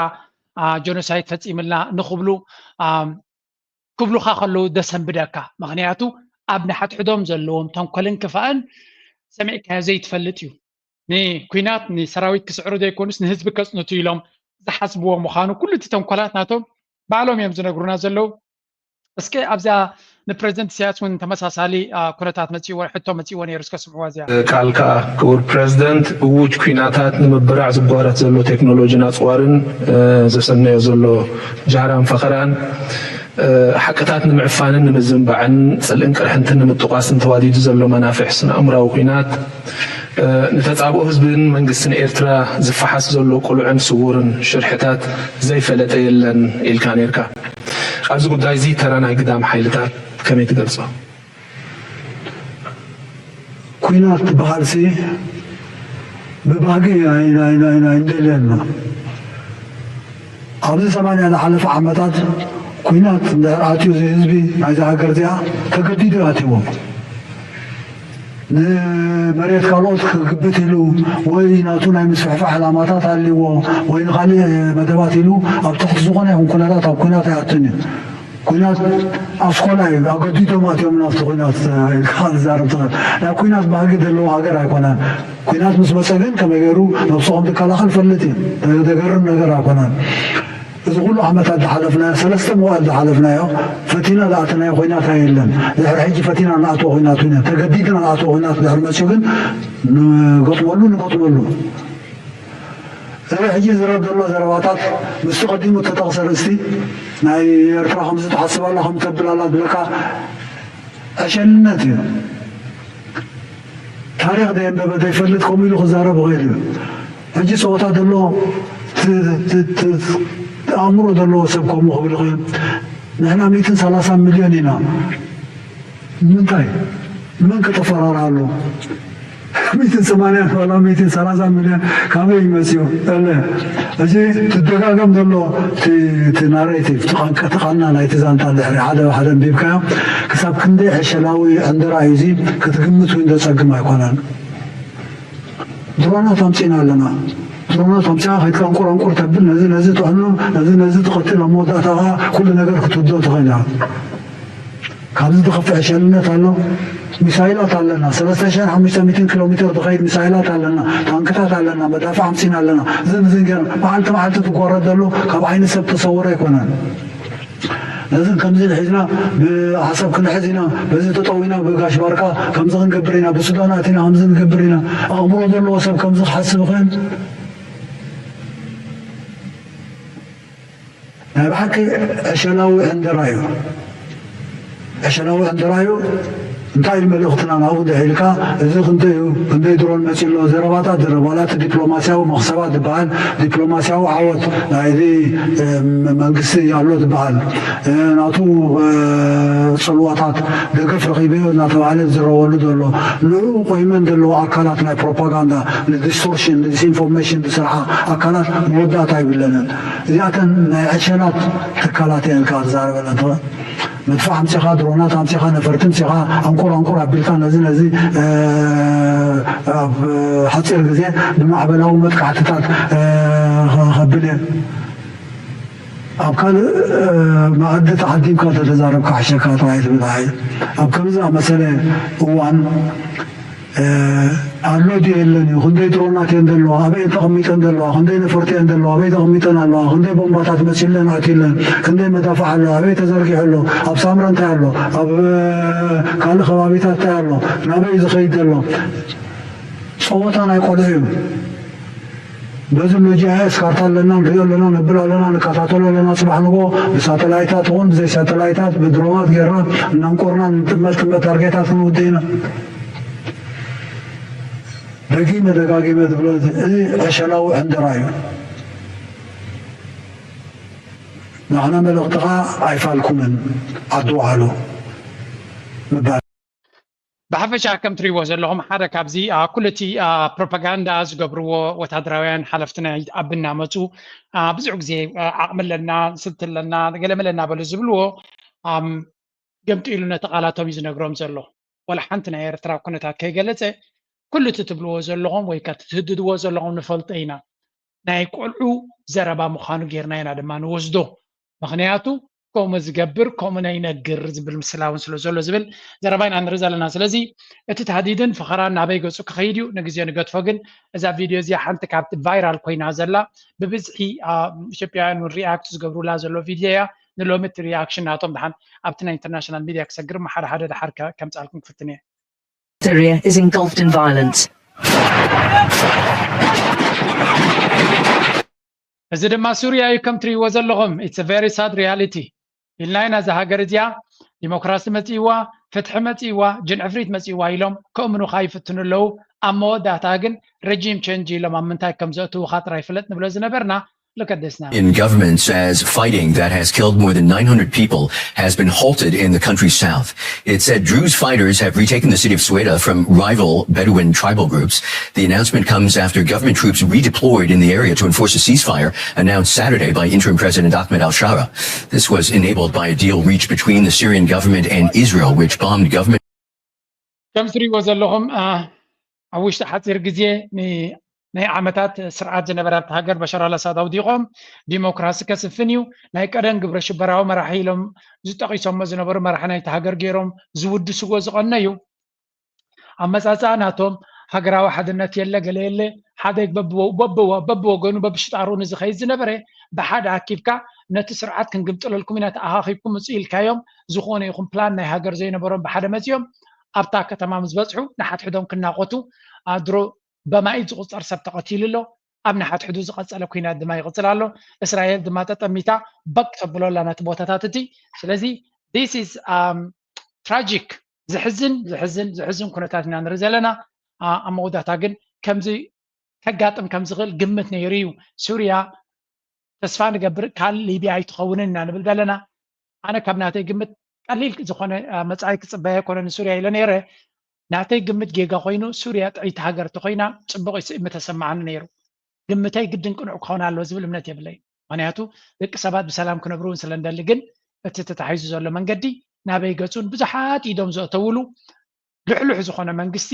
ብናቶም መጋበርያነት መፅኡ ዘሎ መንግስቲ ስለ ዝኾነ ብዙሕ ኣብ ውሽጢ ዓዲ ዘሎ ብኮታት ፈጢርካ እንተለኻ ቀልጢፍካ ናብ ሓድነት ክትመፅእ ከቢድ ስለ ዝኾነ እዚ ሕጂ ንሪኦ ዘለና ውፅኢት ናይቲ ክኸውን ይኽእል ተባሂሉ ብብዙሓት ሰባት ግምት ዝወሃቦ ዝነበረ ኢና ንርኢ ዘለና ዓሌታት ንሓትሕዶም ክቃተሉ ከምኡ የለን ውግእ ብየማንን ፀጋምን እዮም ከብሉ ዝውዕሉ ዘለው ስለዚ ክንደይ ህልቂት ኢኻ ዝፍፅም ዘሎ እቲ ሓደ ዓሌት ቅድሚ ሕጂ ተሃሪመ ነይረ ኢሉ መፅኡ ናይ ሓደ ዓሌት ደቂ ኣንስትዮን ገለመለን ዓመፅን ካልእን ይገብር ካልእ ድማ ከምኡ ሕነይ ክፈድየ እናተባሃለ ከምኡ የለን ኣብቲ ሃገር ተፈጢሩ ዘሎ lawlessness but it is what it is ቀሊል ብድሆ ይኮነን ዝፅበዮም ዘሎ ኣምላኽ ይሓግዞም ኢና ንብል ንእሽተይ እስከ ተመሊስና ኣብታ ኣንተ ሞከረኩም ፀናኩ ክንሰማዕ ኣብዚ in Sweda and Damascus earlier this week to force their withdrawal from Sweda province. While Syrian troops are back in the area, Information Minister Hamza al-Mustafa says it's too early to determine how long they'll remain. The expected duration for the first phase, which involves the disengagement of clashes, is 48 hours. Based on that, the situation... ብሓፈሻ ኩሎም ሃገራት ይዕዘቡ ኣለዉ ግን ዝበሃል ነገር ካየለን ቀባሕባሕ ኢልካ ዝስገር ጉዳይና ንርኢ ዘለና it's a very very sad situation right now ብከምዚ ንክንደይ ክቕፅል እዩ እቲ ሃገር ናበይ ክትበፂሓ መወዳእታ ንፈልጦ የለን ግን ናይ ብሓቂ ኣብዚ ሕዝን መድረክ ወዲቓ ከም ዘላ ሱርያ እዩ ዝንገር ዘሎ ካብ ሱርያ ወፂና a little bit to Africa ክንከይድ ናብ ኣፍሪካ እስከ ሓንቲ ቪድዮ ነይራትን እስከ ስምዑ ኣብዚ Since 92-year-old President Paul Biya has announced he will seek an 8th term in power. Elections are scheduled for October. Now, Biya's had frequent health problems and spends much of his time abroad. Here is a look at Africa's second longest-serving president, who first came to power in 1982. كم تريوا ዘለኹም ዚ ፖል ቢያ ዝበሃል 92 ዝዕድሚዩ ብሕጂ ድማ ንመበል ሻምናይ ግዜ ናብ ስልጣን ንኽመፅእ ክወዳደር ምዃኑ ይነግሩ ኣለዉ ኣብ መበል 92 ዓመቱ ን5 ዓመት ን 4 ዓመት ንስልጣን ክገብር ምዃኑን ኣብቲ ዘረባ እንታይ ኢላትኩም ነይራ መብዛሕቲ ግዜኡ ኣብ ሕክምናታት ናይ ፈረንሳ ከም ዘጥፍኦ እቲ ግዜኡ እቲ ምምሕዳር ናቱ እቶም ምኽትላት ናቱ ከም ዘመሓድርዎ ከም ዝገብርዎ እቲ ስራሕ ማለት እዩ እንተሎ ኮይኑ ኢና ንርኢ ዘለና ከም ውፅኢት ናቱ ድማ ዲክታተር ኢኻ ንፖል ቢያ ዝብሎ ኣንጻሩ ኔጌቲቭ ዝፅሕፍ ኣንጻሩ ኣሉታዊ ሓሳባት ዝዛረብ የለን ስለምንታይ ሙሉእ ብሙሉእ መጋበርያ ነቲ ምዕራባዊ ዓለም ንፈረንሳን ንኣሜሪካን ስለ ዝኾነ ንዓታቶም መጋበርያ ተኮይንካ ኣክቹሊ ነዚ ሕጂ ሰብ እዚ ኣይደልን የስልጣን ኢልዎም ነይሩ ክኸውን ይኽእል እዩ ግድን ክትወዳደር ኣለካ ዝብልዎ ዘለው ፈረንሳን ካልኦትን እዮም ስለምንታይ ከምኡ ይብልዎ ኣለዉ ቢኮዝ ንሱ እንተተኣልዩ ንዑ ዝትክእ ሰብ ከምቲ ናቱ ሙሉእ ብሙሉእ መጋበርያ ክኾነና ይኽእል እዩ ዝብል ኮንፊደንስ ስለ ዘይብሎም እዚ ሰባት ኮንፊደንስ እንታይ ኢለኩም ኣነ ጀነራሊ መጋበርያ ዲክታተር እዮም ዝመርፁ መጋበርያ ናቶም ምስኦም ፅቡቅ ዝኸይድ ዲክታተር እዮም ዝመርፁ ዝምረፅ መንግስቲ ኣይደልዩን እዮም ስለምንታይ ኣብ 4 ዓመት ንዝቕየር ሰብ ኣብ ስልጣንካ ክትእትዎ ከቢድ እዩ ሓደ ሰብ ግን ምሳኻ ዝሰርሕ ተኮይኑ ንጉስ ተኮይኑ ዝበለፀ ይንዖም ስዑድያ ይኹን ኢማራት ብጣዕሚ ዝፈትዎም ብኸም እዮም ሓንሳብ ምሳኻ ክሰርሑ እንድሕሪ ኣሲርካ ኣሎም ኮንካ ንሓደ 50 ዓመት 100 ዓመት ፅቡቅ ጌርካ ክትቋፀሮ ትኽእል ኢኻ እቲ ሃገር ኣብ 4 ዓመት ምርጫ እናተገበረ ዝቕየር ተኮይኑ ግን ን4 ዓመት ፀኒሕካ ድሕሪኡ ካልእ ንዓኻ ፀልእ ክመፅእ ይኽእል እዩ ስለዚ ዲሞክራሲ ብኣፎም እዮም ዝብልዎ ነቲ ስርዓት ንምቕያር እምበር ዲሞክራሲ ኣይፈትዎን እዮም ብዙሕ ናይ ሲአይኤ ሰራሕተኛታት ዝነበሩ ዝምስክርዎ ነገር ድማ እዩ ዲሞክራሲ ይኹን ኣይኮነን ዘገድሰና ረብሓናትና ዘተግብር መራሕሎ ድየለን ነታ ዲሞክራሲ ከም ቃል ዝጥቀሙላ ግን ስርዓት ንምቕያር ትዝጣዓመ እዩ ድሕሪ ንስኻ ዘይትደልዮ ኣብ ሓደ ዲሞክራሲያዊ ሃገር ንስኻ ዘይትደልዮ መራሒ እንተሎ ኣብ ውሽጢ ሓፂር ግዜ እንተኾነ ነታ ስልጣኑ ምስ ወደ ከምዘይብረፅ ክትገብሮ ትኽእል ኢኻ እታ ስልጣኑ ክሳብ ዝውድ እንተነዊሕካ ድማ ስካንዳል ጌርካ ድራማ ሰሪሕካ ብሚድያ ጌርካ ካብ ስልጣኑ ከም ዝባረር ኣብ እስር ቤት ከም ዝኣቱ ክትገብሮ ትኽእል ኢኻ ስለዚ ፈረንሳ እዚ ሰብ እዚ ኣብ ስልጣን ክቕፅለሎም እዮም ዝደልዩ ዘለዉ At 92 years old, Paul Biya is the world's oldest serving head of state, and he says he's not done yet. In a social media post, he announced he would run for an 8th term in office this October. He says the best is still to come. Over 4 decades, Biya has overseen a mixture of stability and controversy. ከም ንሪኦ ዘለና እዚ ናይ ካሜሩን እዩ ፖል ቢያ ናይ ካሜሩን መራሒ እዩ ካብ 82 ክሳብ ሕጂ ኦልሞስት 44 ዓመት ማለት እዩ ኣብ ስልጣን ገይሩ ዘሎ and he's ብጣዕሚ ኣረጊት ዘሎ ኣብዚ ምስ ካልኦት ሃገራት ናብ ራሽያ ዲ ናብ ቻይና ክኸይድ ከሎ ኩሉ ግዜ ሽግር እዩ ዝገብር ሓንሳብ ካብ ኩርሲ ምትንሳእ የሸግሮ ሓንሳብ ገለ መዓት ድራማታት እዩ ዘሎ ግን again ዳርጋ ወላ ሓንቲ ክትገብራ ይትኽእልኒ ኢኻ ምዕራባዊ ዓለም ይድግፎ እዩ ስለዚ ምርጫ ክግበር እዩ ንሱ ክዕወት እዩ and nothing new ኣብ ኣፍሪካ ዲክታተር ዝብለ የለ ወላ ገለ ዝብለ የለን ሓደ ሓደ ግዜ ፌክ ዲሞክራሲ ዝብልዎ እውን ከምዚ ጌርካ እቶም ምዕራባውያን ሃገራት ንክድግፉካ ቤላ ገይሩ እዩ ዝሕግዞም and It has come in hard and fast for the French Prime Minister's budget plan, which he said could include a reduction in the number of public holidays as part of a bid to tackle what he called the curse of his country's debt. After years of overspending, France is on notice to control its public deficit and cut its spending, a quote. The tax breaks granted. See, that's why the government is saying, look, we're going to have 3.3 trillion euros. That's 100. Underlined yesterday that it's costing 5,000 euros a second. It's 3.3 trillion euros. ፈረንሳ ብወግዒ ዕዳናታ ልዕሊ ቁፅፅራ ይኸይድ ከም ዘሎ እዩ ዝንገር ዘሎ ፈረንሳ ሓንቲ ካብተን ናብዘን ምዕራባዊ ዓለም ዘለዋ ጎይንግ ብሮክ ክብልዋ ኣለዉ ናብ ድኽነት ክትከይድ ትኽእል ሃገር ምዃና ዝንገር ዘሎ ሃገር እንተሎ ፈረንሳ እዩ ኤሮጳ ምሉእ ተመሳሳሊ ዕጫ እንዲፅበዮ ዘሎ ግን ቀዳማይ ብፈረንሳ እዩ እቲ ኤክስፐሪመንት ዝፍፀም ዘሎ እዮም ዝብሉ ዘለዉ ስለዚ ዕዳናታ 3 ትሪልዮን 113% ኦፍ ጂዲፒ ልዕሊ ቁጠባኣ ምዃኑ ማለት እዩ ኣብ 2025 ጥራይሲ ክንደይ ኣለና 2025 7 ወርሒ ጌርና ኣለና 185 ቢልዮን ዕዳ ወሲኻ ከም ዘላ ወይ ከዓ 6% ዕዳ ወሲኹ ከም ዘሎ ዝኽእሉ ዩክሬን ዝጓረ ዘሎ ኣፅዋር ካበይ ድመፅእ ሃብቲ እንድሕልኩም ብዕዳ ድመፅእ ዘሎ እዩ ስለዚ መንግስቲ ፈረንሳ ብዙሕ ለውጢ ክገብር ኣለዎ ግድን ሾክ ቴራፒ ይብልዎ ናይ ግድን ክግበር ዘለዎ ባጀት ናይቲ መንግስቲ ብ6% ክጎድል ከም ዘለዎ እዮም ዝዛረቡ ዘለው ሱሳይዳል ዝኾነ ወይ ከዓ ነፍሲ ቅትለታዊ ዝኾነ ውሳነ እዩ ምክንያቱ ዝኾነ ፖለቲከኛ ነዚ ውሳነ እዚ ወሲዱ ክቕፅል ኣይክእልኒ ምክንያቱ ሓያል ተፃብኦ ወይ እውን ተፀላዕነት ካብ ህዝቢ ስለ ዘለዎ ፀገም እንታይ እዩ ዝኾነ ፖለቲከኛ ክገብሮ ስለዘይክእል ትዕዳስ ኢሉ ዝኸይድ ዘሎ ምክንያቱ ኣብ ዲሞክራሲ ንህዝቢ ዝሕጉስ ነቶም ዝመርፁኻ ዝሕጉስ ዳ እምበር ንሃገር ዝጠቅም ክትገብር ኣይትግደድን ኢኻ እዚኣ ክትርዳእኩም ኣለዋ ዶናልድ ትራምፕ ክመፅእ ከሎ እንታይ ኢሉ ዕዳ ናይቲ ሃገር ከጉድሎ የሉ ነይሩ ሕጂ ኸ ብ4 ትሪልዮን ክውስኸ ይትዕዳ ምክንያቱ ህዝቢ ይፈትወካኒ ዕዳ ንኸተጉድል ሓደ ሰብሲ ሚዛኑ እንተገጂፉ ሚዛንካ ንምጉዳል ከቢድ ስራሕ እዩ ከቢድ ዕዳ ድማ ካብኡ ይከብድ ስለዚ እንታይ ክትገብር ዘለካ ተፈታዊ ፖለቲከኛ ክትከው ተደሊኻ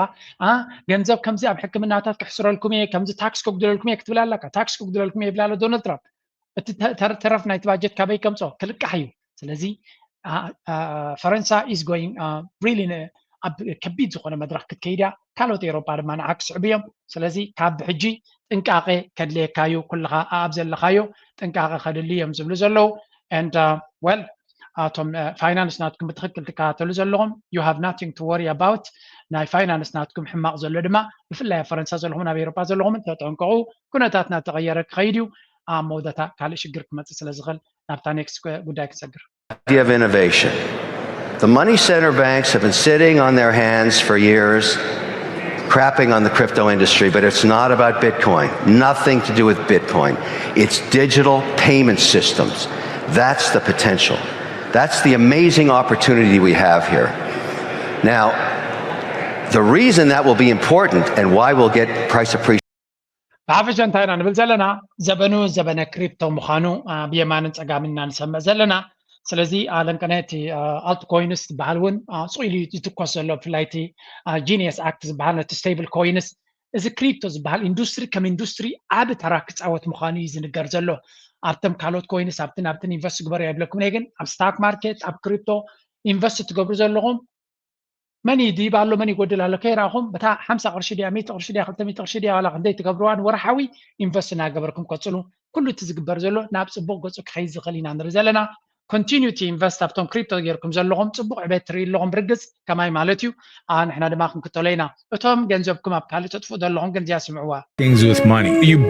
You don't buy things with money. You buy things with the time it took you to make that money. If people understood when they were buying something, that jacket, that car, that new sofa, that it wasn't the $1,800, but it was the 26 hours. It's kind of like that movie with Justin Timberlake where they pay for things in time. It's like on their wrist. And then some people literally run out of time, dead. If you knew you were buying things with your time, it would change your relationship with the things you buy. እንታይ ዝብል ዘሎ ብጣዕሚ ዓብ ዘረባ ይዘረብ ዘሎ ገንዘብ ንብረት ክትገዝእ ከለኻ ንብረት ብገንዘብ ኣይኮንካን ትገዝኦ ዘለኻ ሓንቲ ቦርሳ ትገዝእ ተለኻ ወይ ሓንቲ ክዳን ትገዝእ እንተለኺ 50 ቅርሺ ከፊለላ ይትበሊ 50 ቅርሺ ኮንክን ከፊል ክላ እታ 50 ቅርሺ ንኸተምፅያ ክንደይ ሰዓታት ሰሪሕ ክጥራይ ክርአይ ስለዚ ናይ 100 ቅርሺ ጃኬት ትገዝእ ተለኺ እታ ጃኬት ብ100 ቅርሺ ገዚአ እያ ይትበሊ 100 ቅርሺ ኣብ ክንደይ ሰዓት ሰሪሕ ኪ ክትምፅዮ 8 ሰዓት ዲ ክትሰርሕሉ 5 ሰዓት ዲ ክትሰርሕዮ 2 ሰዓት ዲ ክትሰርሖ 2 መዓልቲ ዲ ክትሰርሖ አይ ዶንት ኬር ኣበይ ኣለኻ ስለዘይፈልጥ ነዛ ቦርሳ እዚኣ 6 ሰዓት ሰሪሐ ገዚአ እያ ክትብል እንተጀሚርካ you will think differently about money ተርጆኽን ኣለኹም you will think differently ኣተሓሳስባኻ ብዛዕባ ገንዘብን ብዛዕባ ምሕሻሽን ፍልይ ዝበለ ክኸውን እዩ ስለዚ እቲ ትገዝኦ ዘለኻ ንብረት ቫኬሽን ናይ 2,000 ኣጥፍየ እንድሕር ኢልካ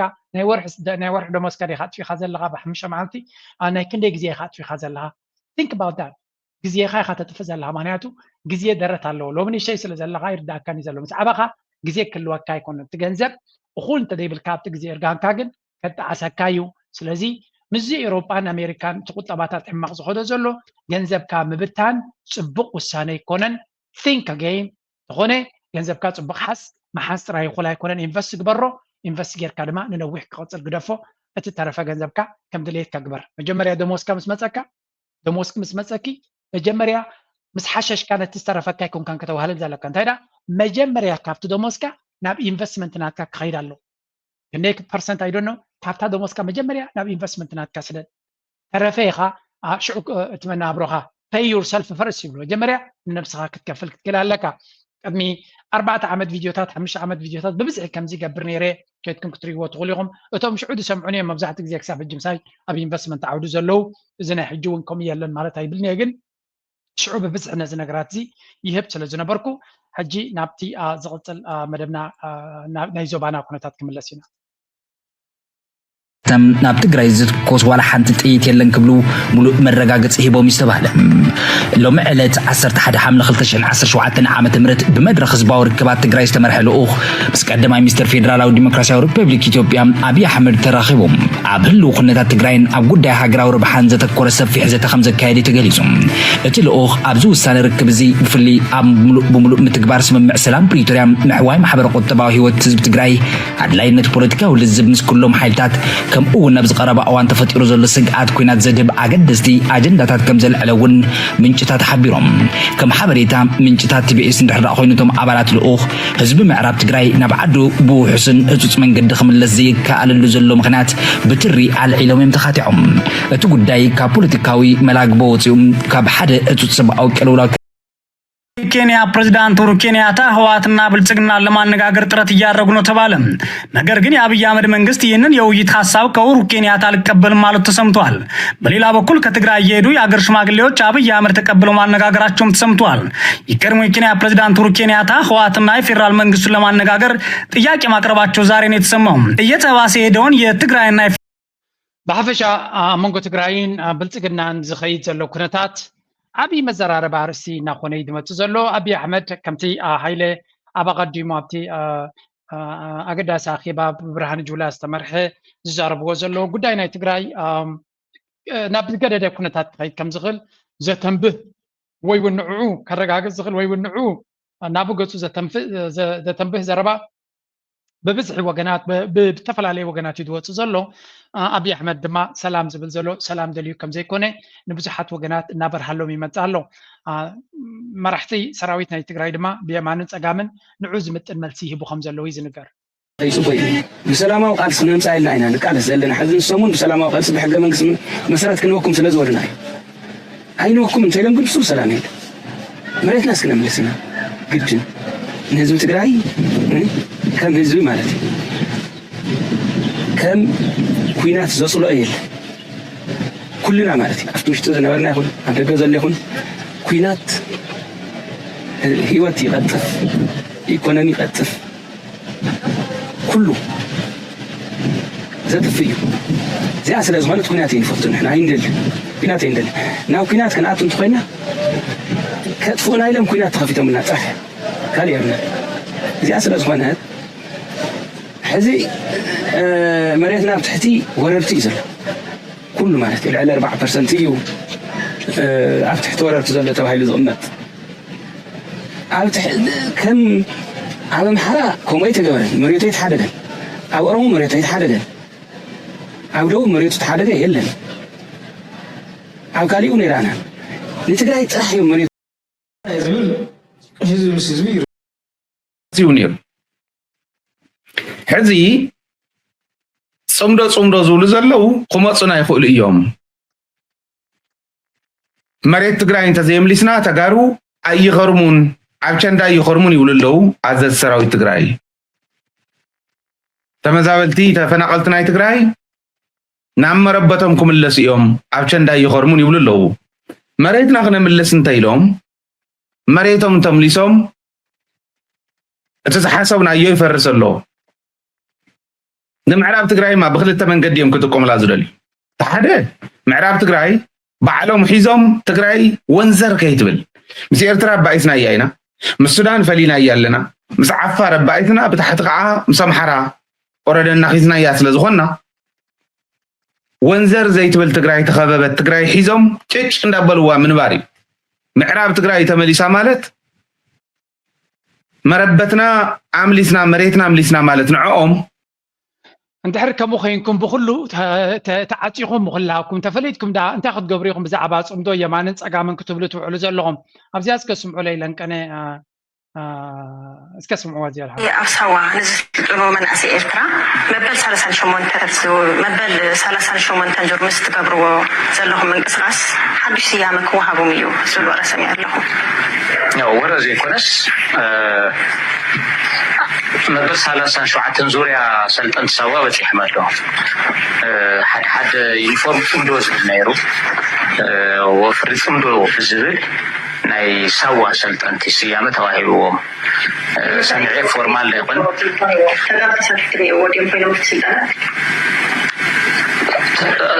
تقارو كله إيرتراويان حماسين أكالو جزاي سرايكو تقاريا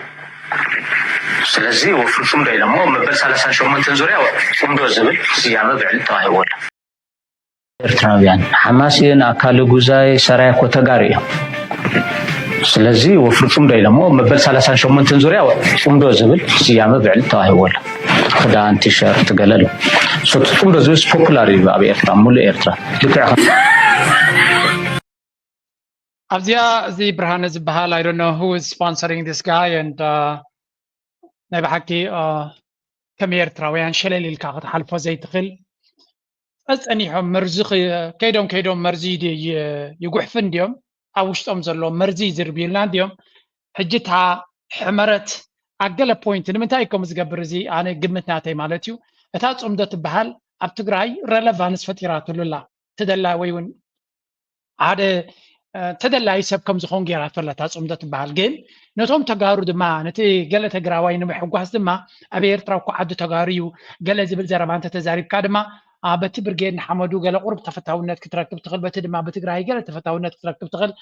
نابل كاب نيرترا بواجا إرترا بوليتيكاوي تقبلنا كان نلعلنا ممتاز جبر الجندايزي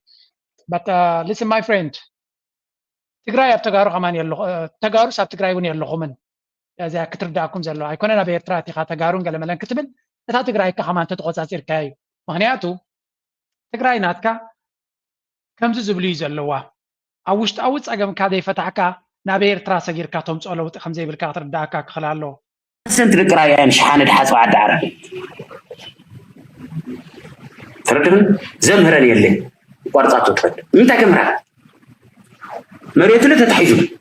انفسترنا تبعله لمعات بانك يوصلوا مالك تقوم لسو اما غلب ساوا هوتيل يسرح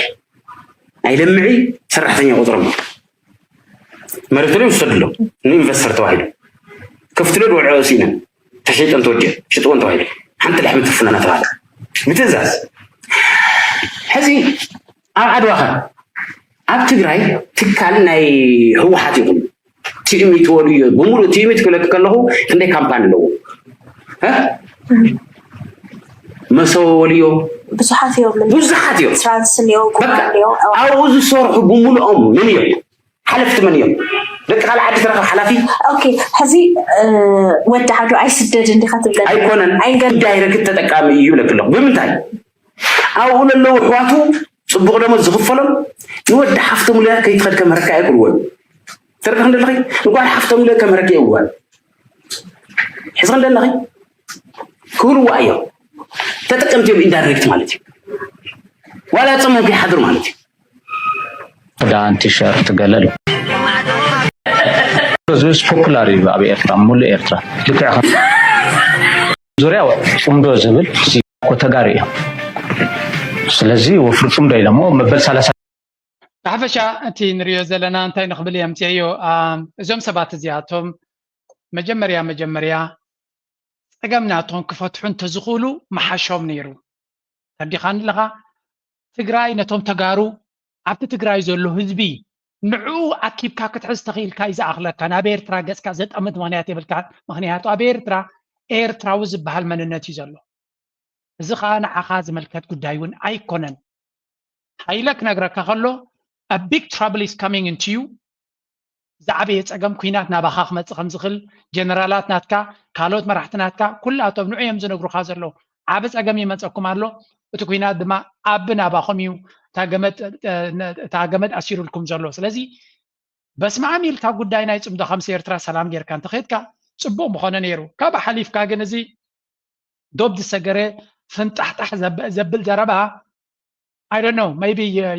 قال أنا قرسلت عن كم سأل كاي خل خونا بتوش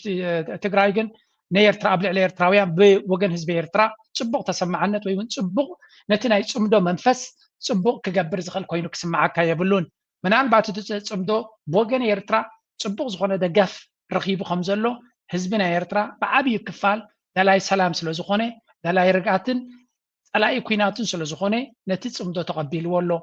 كل الزمالات جن نتي إيرتراو كبرتات ويون نيرتراو نتن نيرتران أملك تحطه بزقتو مغنيات كم زي كونه صبغ يركبر هالكايخل فتقولين بتي نسوا من تايب لا يقد سنن يعني نحن إيرتراويان انتاي مردات لنا بخمين ريوجن أقداسيو نات كبري تقسم ميدالي كم زي عينت مرزق أسيلهم كلام مدونا عدل كنبام يبلان for the sake of unity I can't sacrifice my identity بلو إنجليزاويان نسل حد النتن سمدوني لك كبرتات كان مننت كان ناتكا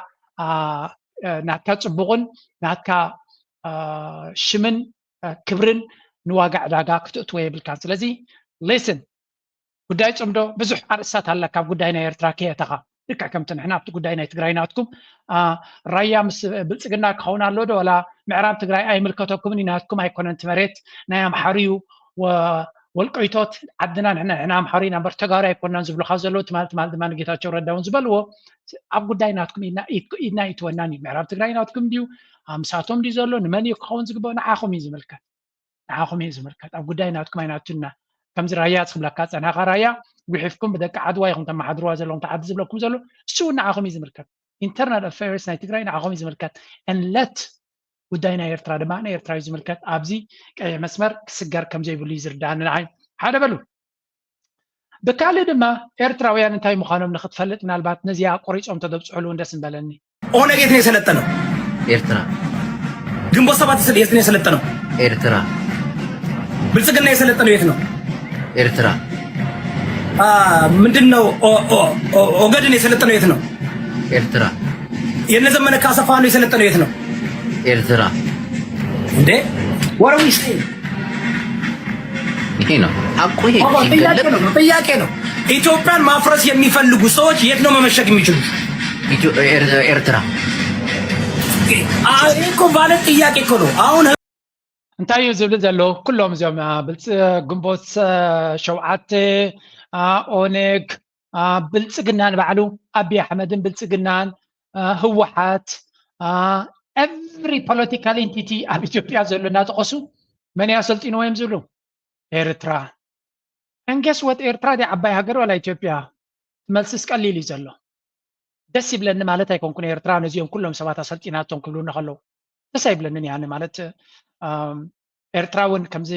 ንክትፋሳሓሊ ኢላ ትገብሮ ነገር ኣይኮነትን እቲ ኢትዮጵያ ዝበሃል ዓባይ ሃገር ስለዝኾነ ብዙ ህዝቢ ዘለዎን ዓባይ ሃገርን ስለዝኾነ ከምኡ ድማ መጋበርያ ናይ ዓበይቲ ሃገራትን ስለዝኾነ ነዚ ሓይሊ ናቱ ንክትቋፀር ተኮይንካ ኩሉ ግዜ ናትካ ታክቲክ ክህልወካ ክኽእል ኣለዎ ነዚ ድማ ኣለዋ ካይዳ ንሻዕብያ ድማ ምንጋር ዘድልዮ ኣይኮነን they do what they have to do እቲ ዝግባእ ነገር ኣብ ግዜኡ ኣብ መድረኹ ኣድላይ ዝበልዎ ይገብሩ እዮም እቲ ቀፂልካ ግን ኣብዚ ካስምዕዎም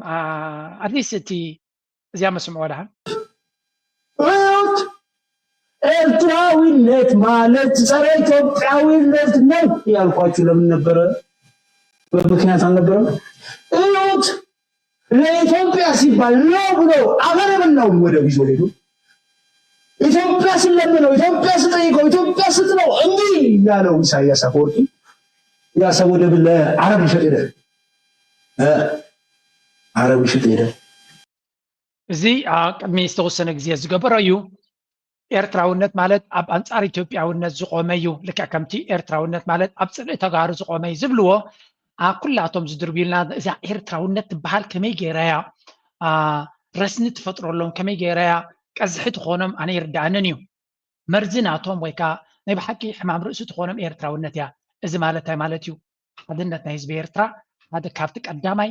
ንፀላእትና ዘርዕድን ገብገብ ዘብሎምን ጉዳይ እንተሎ ሓድነት ናይ ህዝቢ ኤርትራን ሓያል ሃገራዊ መንነት ኤርትራውነትን እዩ ስለዚ እዚ ቻነል እዚ ኮነቶም ናይ ኤርትራውያን ቻነላት ካልእ ዲቴይልስ ናይ ፖለቲካ ናይ ኤርትራ ድበልኩም ክትብሉ ትኽእሉ ኢኹም ኣብ ሓድነት ናይ ህዝቢ ኤርትራ ግን ሕልፍ ክንብል ክንክእል ኣለና ቁፅሪ ሓደ መርዚ ናይ ፀላእትና ቁፅሪ ሓደ ካልኣይ ቁፅሪ 2 ቁፅሪ 3 ድሕሪት እዮም ዘለዉ ቁፅሪ ሓደ መርዚ ናይ ፀላእትና ሓድነትና እዩ ሓድነትና ድማ እቲ ዝሓየለ ድርዒ እቲ ዝሓየለ ሚሳይል እቲ ዝሓየለ ድሮን እቲ ዝሓየለ ነፋሪት ኩናት እቲ ዝሓየለ ሰራዊት ሓድነት ናይ ህዝቢ ኤርትራ እዩ ሓድነት ናይ ህዝቢ ኤርትራ ነዚ ዓፋሪ መሊሱ ከም ዝዓፍርን ቀትሪ ምድሪ ከም ዝፅለል ገይርዎ ኣሎ ነቶም ቅድሚኡ ዝነበሩ ድማ ከምኡ ስለዚ ኣብ ሓድነት ህዝቢ ኤርትራ በውራጃ ክመቕሉኻ ብሃይማኖት ክመቕሉኻ ገሊኦም ከቕርቡኻ ገሊኦም ከርሕቑኻ ንኣብነት ብዙሕ ግዜ እንታይ ትሰምዕ እዚ ወገን ትግራይ ዘሎ እዞም ተጋሩ እኮ ኣሕዋትና እዮም ገለ መለ ክብሉ ከለዉ ንዑ ጥራይና ንሰምዕ ኣነ ብሱዳን ክኣቱ ከለኹ ከም ንሓድነትና ክጠቅም ኢለ ዝብለኩም ዘለኹ ኣነ ብሱዳን ክኣቱ ከለኹ ኣብ ከሰላ ዝነበረ ሕብረተሰብ ነቲ ወዲ ኸረን ስለ ዝኾንኩም ሳይ ቀንዲ ዓርከይ ኣስላማይ ነይሩ ብሌና ግን ከማይ ክልተና ብሌና ንዛረብሱ እስላማያነ ክርስቲያነ እዩ ንዕኡ ዝያዳ ንክቕርቡ ንዓይ የጓንዩኒ ነይሮም ኣይ ሪመምበር ስ ስለምንታይ ንሱ ኣስላማይ ስለ ዝኾነ ካብ ኤርትራ እኳ እንተመፀ ኣስላማይ ስለ ዝኾነ ንዑ ከቕርቡ ንዓይ የጓንዩኒ ነይሮም ኣብ ሱዳን ሪኢና ኢና ክርስቲያንን ኣስላምን ክልቲኻ እንተለኻ ነቲ ኣስላማይ ኤርትራዊ ዝያዳ ናብኦም የቕርብዎ ንዓኻ ግን ናብ ኢትዮጵያ ከስግሩካ እዮም ዝፍትኑ ስለምንታይ ነፍሲ ወከፍ ሕብረተሰብ ከምኡ ኣለዎ እዩ ወገን ሱዳን ድሕሪ ከይዱ ነቶም ኣስላም ኣብቲ ዶብ ዘለዉ ናብኦም ከቕርብ ዝደሊ እዩ ስለምንታይ ኣብ ሱዳን ተመሳሳልነት ወላካ ክንዲ ናይ ኢትዮጵያ ፀገም ተዘየለ ከም ናይ ኢትዮጵያ ዓሌታዊ ሕማም ዘለዎ ሃገር እዩ ሱዳን ዓሌታዊ ሕማም ዘለዎ ሃገር እዩ ሕማም ናቱ ድማ ንኤርትራውያን ክብክለና ፈቲኑ እዩ ሪኢና ኢና እዚ እቶም ኣብ ሱዳን ነዊሕ ዝተቐመጥኩም ትፈልጥዎ ኢኹም እቶም ሰሙን ጌርኩም ዝሓለፍኩም ኣየሰማቕርኩም ክትኮን ትኽእሉ ኢኹም እዚ ግን ዝያዳ ናብቲ ወላ ኣብ ሱዳን ነዊሕ ዝገበረ ኤርትራዊ ስድራ ቤታት ተሪኻዮም እዚ ፅልዋታት ዝትርእየሎም ኢኻ ሕጂ እንታይ ማለት እዩ ልክዕ ከምዚ ኣብ ትግራይ ተጋሩ ዝፍትንዎ ዘሎ ብሱዳን እውን ይፍተን ነይሩ እዩ ህዝቢ ኤርትራ ድማ ብሓዊ ዝተፈተነ ሓድነት ናይ ኤርትራውነት ናይ ኤርትራውያን ሓድነት ወይ ካብቲ ኤርትራውነት ዝበሃል ብሓዊ ዝተፈተነ እያ ውሽጢ ኤርትራ ጥራይ ዘይኮነ ኣብ ስደት እውን ይፍተን ስለ ዘሎ ኤርትራውነት ንክጠፍእ ኩሉ ዓይነት ፈተናታት እዩ ተገይሩሉ ስለዚ ኤርትራውነት መርዚ ናይ ፀላእቱ ዝኾነ ነገር ምዃኑ ፈሊጥና ነፍሲ ወከፍና ሓድነት ህዝቢ ኤርትራ ልዕሊ ማንም ከነኽብሮ ክንክእል ኣለና እዚ ድማ ዘለናዮ መድረክ ይኹን ዝቕፅል ብዝለዓለ መንፈስ ክስራሓሉ ዘለዎ እዩ አለበት it's just a question ወያኔ ራሱ ማን ነው ኢትዮጵያ ያስገባው ኤርትራ አይደል እዚህ ጋር ኤርትራ ሳይሆን ግብጽ ነው አያዩ አንተ ግብጽ ነው አትባል ዝም ይባል እዚህ ላይ አሁን ጥያቄው ምንድነው በደንብ አዳምጥ ሚስጥር እንዳለ ያውላችሁ እኔ ገለልተኛ የፋኖም ደጋፊ አይደለም፣ የብልጽግናም ደጋፊ አይደለም፣ የማንም ደጋፊ አይደለም፣ ተቃዋሚም አይደለም። እኔ ገለልተኛ ነኝ። እናታችሁ ወልዳችኋል። ና ሻቢያ፣ ና ህግደፍ፣ ና ምንድነው ብርጌድና ሐምዶ፣ ና ፋኖ፣ ና ሁልህም ቁጭ በልና አንድ ላይ እንደምትሰሩ ላሳያችሁ። ስለዚህ ኢስት አፍሪካን እየመራ ያለው ማለት ነው ቲፒኤልኤፍ፣ ሻቢያና ቲፒኤልኤፍ። It's very clear ኣብዚ ዋን እዚ እቲ ኢትዮጵያውያን እቲ ሪያላይዜሽን ወይ ከዓ እቲ ሓቂ ወይ እውን ትኩንነት ይርድኦም ኣሎ። ኤርትራ ድኹምቲ ሃገር እያ፣ ኤርትራ ንእሽተይ ህዝቢ እዩ ብላ ብላ ዝብልዎም ሓሶት ምዃኑን ኣብ ቀርኒ ኣፍሪካ ገባርን ሓዳግን ኮይኑ ዘሎ ህዝቢ ጉዳይ ናይ ሱዳን ክኾን ከሎ ሽግሮም ኩሉ ፋሕፋሕ ምስ በሎም ናብ ኤርትራ ከይዶም እዮም፣ ኣብ እግሪ ኢሳያስ ከይዶም እዮም ተንበርኪኾም ሓግዘና ርድኣና ጥሕነና ዝብሉ። ሶማልያ ነገር ክትከሮ ከላ ትርኪ ወይ ኢማራት ኣይኮኑ ተጥሕኖ ናብ ሻዕብያ ከይዱ ናብ ኤርትራ ከይዱ እዩ ዝልምን ነይሩ። ኣብይ ኣሕመድ እውን ትማሊ ነገር ኩላ ምስ ከረረቶ ኣብዛ ኩርሲ ሎም ዘለዋ ጠጠው ዘበሎ ሻዕብያ እዩ ነይሩ። ስለዚ ኣብ ቀርኒ ኣፍሪካ እቲ ሓያል ዝበሃል መንግስቲ ኣብ ኤርትራ እዩ ዘሎ፣ እቲ ሓያል ዝበሃል ሰራዊት ኣብ ኤርትራ እዩ ዘሎ። ካልእ ኩሉ ተፋሲል ወይ ከዓ ንስለ ዘረባ ተረካብ ዘረባ ክትዛረበሉ ትደሊ እዩ። ንቐፅል ኣብዚ አካባቢ ያለው ጀነራል ብርሃኑ በቀለ ይህን ሁላ ሲማረክበት የት ነበር? የተደመሰሰ ቁጥሩ ይሄን የምታዩት ምንድን ነው? ይሄ ሁላ ሙርከኛ የኢትዮጵያ ወጣቶች የኢትዮጵያ ልጆች ናቸው፣ ከሞት የተረፉ ልጆች ናቸው። እነዚህን በቃል ሰጥተው የኢትዮጵያ ሕዝብ ሆይ ጦርነት ይብቃ፣ እየጨረሰን ነው፣ ብልጽግና እያስጨረሰን ነው ብሎ መናገር መቻል አለባቸው። በፍጹም አማራ ክልል ጦርነት የለም፣ ኮሽ የሚል የለም እያሉ ራሳቸው ልጆቻቸው ወደ ዩጋንዳ፣ ወደ አሜሪካ፣ ወደ ኬንያ እየሄዱ አሳይለም እያስጠየቁ ከም ትሪእዎ ዘለኹም እዚኣቶም እቲ ሌቴስት ናይ መወድ ኣብዚ ሕጂ ዘለዉ ምሩኻት ናይ ብልፅግና ኢና ንርኢ ዘለና። ናይ ሰራዊት ናይ ብርሃኑ ጁላ ንሱ ንካልእ ኩናትን ንካልእ ወራርን ይዳለ ኣሎ። እቲ ኣብ ኣምሓራ ኣትዩ ዘሎ ሰራዊት ናቱ ድማ ብየማንን ፀጋምን ክማርኽ እዩ ዝውዕል ዘሎ። but again ኣብ ኢትዮጵያ ናይ ድራማ ሃገር ሓደ ሶማላዊ ሎ ፕራንክ ኢትዮጵያ ዝብላ ፕራንክ ዝኾነት ሃገር ዝብላ ንሪኦ ዘለና ኩነታት ድማ ብዝኸዶ ኢዱ ናይ ምምራኽ ኣሚን ፊልድ ማርሻል ናትካ ወይ ከዓ ሓለቓ ስታፍ ናይ ሰራዊትካ ምሩኽ ዝነበረቶ ኮይኑ ሰራዊት ተተማረኸሲ ንመራሒ እዩ ዝመስል ኢና ክንብል ንኽእል እምበር ፍሉይ ምስጢር ወይ ከዓ ፍሉይ ታሪክ ክንብላ ይንኽእል ኢና። but anyway ዘሎ ኩነታት ከምዚ ንሪኦ ዘለና እዩ። ናይ ብሓቂ ዘገርም ኩነታት ኢና ንርኢ ዘለና። ናብ ትግራይ እስከ ክምለስ ቅሩብ ሰወረደ ዝምራሕ ጊዜያዊ ምምሕዳር ትግራይ ኣብ ናይ 100 መዓልቲ ናይ ስልጣን ጻንሒቱ ዝተለሞ ከም ዘይፈጸመ ተገሊጹ። ድሕሪ ተዘራራቢ ብዝኾነ መገዲ ዝተዛዘመ ዘበን ስልጣን ጌታቸው ረዳ ዝተጣየሸ ካቢኔ ኣብ ውሽጢ 100 መዓልቲ ከፈጽመን ዝሓንጸጸን ልዕሊ 15 ዕማማት ከም ዝነበራ ዝፍለጥ እዩ። ነብሲ ወከፈን ብዳታ እንትፍተሻ ትልምቲ ጊዜያዊ ምምሕዳር ብምሉእነት ከም ዘይተፈጸመ ኣብ ሓተታት ቲቢኤስ ተንጸባሪቑ ኣሎ። ትንታነ ይቕጽል። ትግራይ ንዘቐድም ህዝቢ ትግራይ ንዘኸብር ብረብሓ ትግራይ እቲ ጽምዶ ዝበሃል ስቑኢሉ ተደብሪ ዘንሄ ፖለቲካ ትግራይ ተደብሪ ዘንሄ መን ምስመን እዩ ዝፅመድ ዘለዎ መን ምስመን ታንፈልጣ ናይ ስታሊን ናይ ግዛዕ ምዛዕቲ ኮይና ፈሽኳል እያ ምንም ትርጉም የብላን። ዘነኒስ መፅን ዘብላ ዘለዋ ዝተላይኸን እየን ብናይ ባዕለን ይደልዮ እኮ እዩ ሰብ ይደልዮ ሰላም ብጣዕሚ ዕሪ ዝፈትዎ ግን ጽባሕ ዳርጋ ከምዙ ፕሮግራም ዝተገበረ ኮምፒውተር ህዝቢ ኤርትራ ሰዓት እዚ ብበትሪ ብውቅዒት ብመድሃልቲ ብጥሜት ሓንቲ ዓይነት ሓሳስባ ጥራሕ ዝተገይሩ እዩ። ስለዚ ጽባሕ ተበገስ በቃ ላብ ትግራይ ውረር ተተባሂሉ ሎም መዓልቲ ዝደርፋ ዝነበረ ጽባሕ ይደግማን እዩ። ስለዚ ለኣይለ ገድሰና ኣነ ካፍቲ ፖለቲካዊ ሓይሊ የመፀን ንኣብነት ኤርትራ تزعاوي وسانة أكل زولم أنا توم بريزيدنت يوم سلذي توم بريزيدنت تلتجبر خوينات أي الناس حنني لهم سلذي صباحون لمدقام كم نريز لنا زياتهم نتيج أمدو بزح ملك كتعزويم زفتن زلو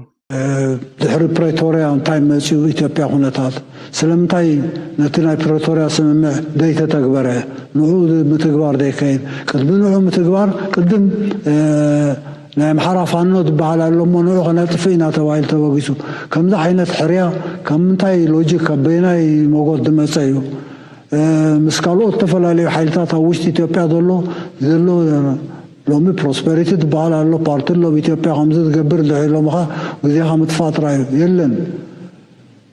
ناب إرترا ناب كبابنا ناب تاعت له دكونم أوشت حزب إثيوبيا تفتي روزنا برا تصفان بحقن بنيني يلن أجي كابو تحدم أنتي حدش كنا تعرف فترة كلا لك كابو تحدم أنت حدش عرستات كتمسخت كلا لك نازلنا يبحكنا إثيوبيا بالضغوطات كتفتح عند حركوينك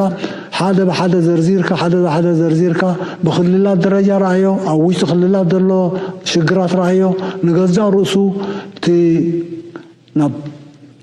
حدش كنت غيد بوز نبرة بتقدم تقصكو رقعيتات من درمزين كا أو إثيوبيا ظل قلولا ومودات هايبلون انتهيتي ناي دحنت قلولاو ناي سات قلولاوات ناي قطبة قلولاوات بزن بتن تكيبكا تقايبكا فتحون دكا لا يكونن أو وش تزلو صقمات مودات هايبلو نعو قديفكا حجيم إرترا تخصص إرترا خمس تقبر على حنسا مستقراي تسعمية خمس تقبر على حنسا نفانو خمس تقبر على حدا خمس تقبر على نجزا رؤسو تي ناي كوينات وكويناتات ناي مدلاو دبحال دلو رأيو لي دليو قداونا يكونم بزرزر بجعراون بالتفل عليه من قدي اووج كويناتاتي نزو اووج كويناتات زي كتقول ببنتي إرترا خمسة تقبر على الكا خصي نوانا صح كم زنريو زلنا زي حد صري إرترا زنبري زي قبرا صحفتي أنا نرزلنا بشير حاشي يوسف سبال حد بزعق زيان صري إرترا صحف زنبري في الله يبتو كويناتنا تقراي President Afwerki was quoted as saying that the Ethiopian port agenda is behind the UAE, and the desire to expand the UAE port clearly it's not an agenda of the prosperity part, but part of the agenda of the president of the UAE, Mohammed bin Zayed, to expand the ports of the region. سياسة فورب سترزي بزعبا بريزنت سياسة بلو كلها تببناتهم دايركشن سناقبرو ناس قد دايزي شوش قبلو يعللو اتستبه لزربا نتينا أبي عندرا تخكلن يعمل سينيرو تي قبر ملسي بوغن منكس إثيوبيا انتهي قون خل كاسيلنا هنرينا كساب حجي زي ما سيهل لنكن بزح كمزي ناي بريزنت سياس زرباتات تخكلن يا زربا قريصهم بزحات وغنات شيري قبرو ولو we will see next step ناتو 4 كيلو مئتاوي تاريخ 1983 مدقامي جعريو اب اديس ابا خوفيلكا ايرتران تግራይ نهناصي زبو مولو اب اديس ابا تسرح زلو مولو اب تግራይ ናብ ايرتران كم تسرح مغبار يعني 10 عمت تግራይ هاجر مغبار يعني حجي كنزي الكا خمس اثيوبيا تفاتح تتعيسكا 4 كيلو مئتاوي تاريخ 1983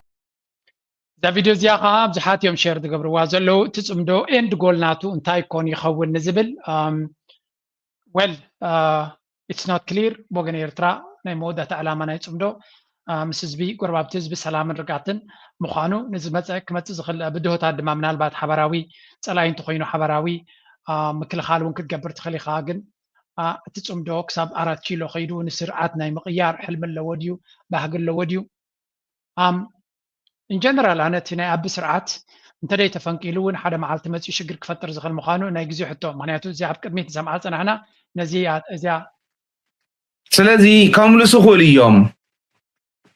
سنفلال غيرنا يا انت تصنيحنا جن احنا حيزنا يا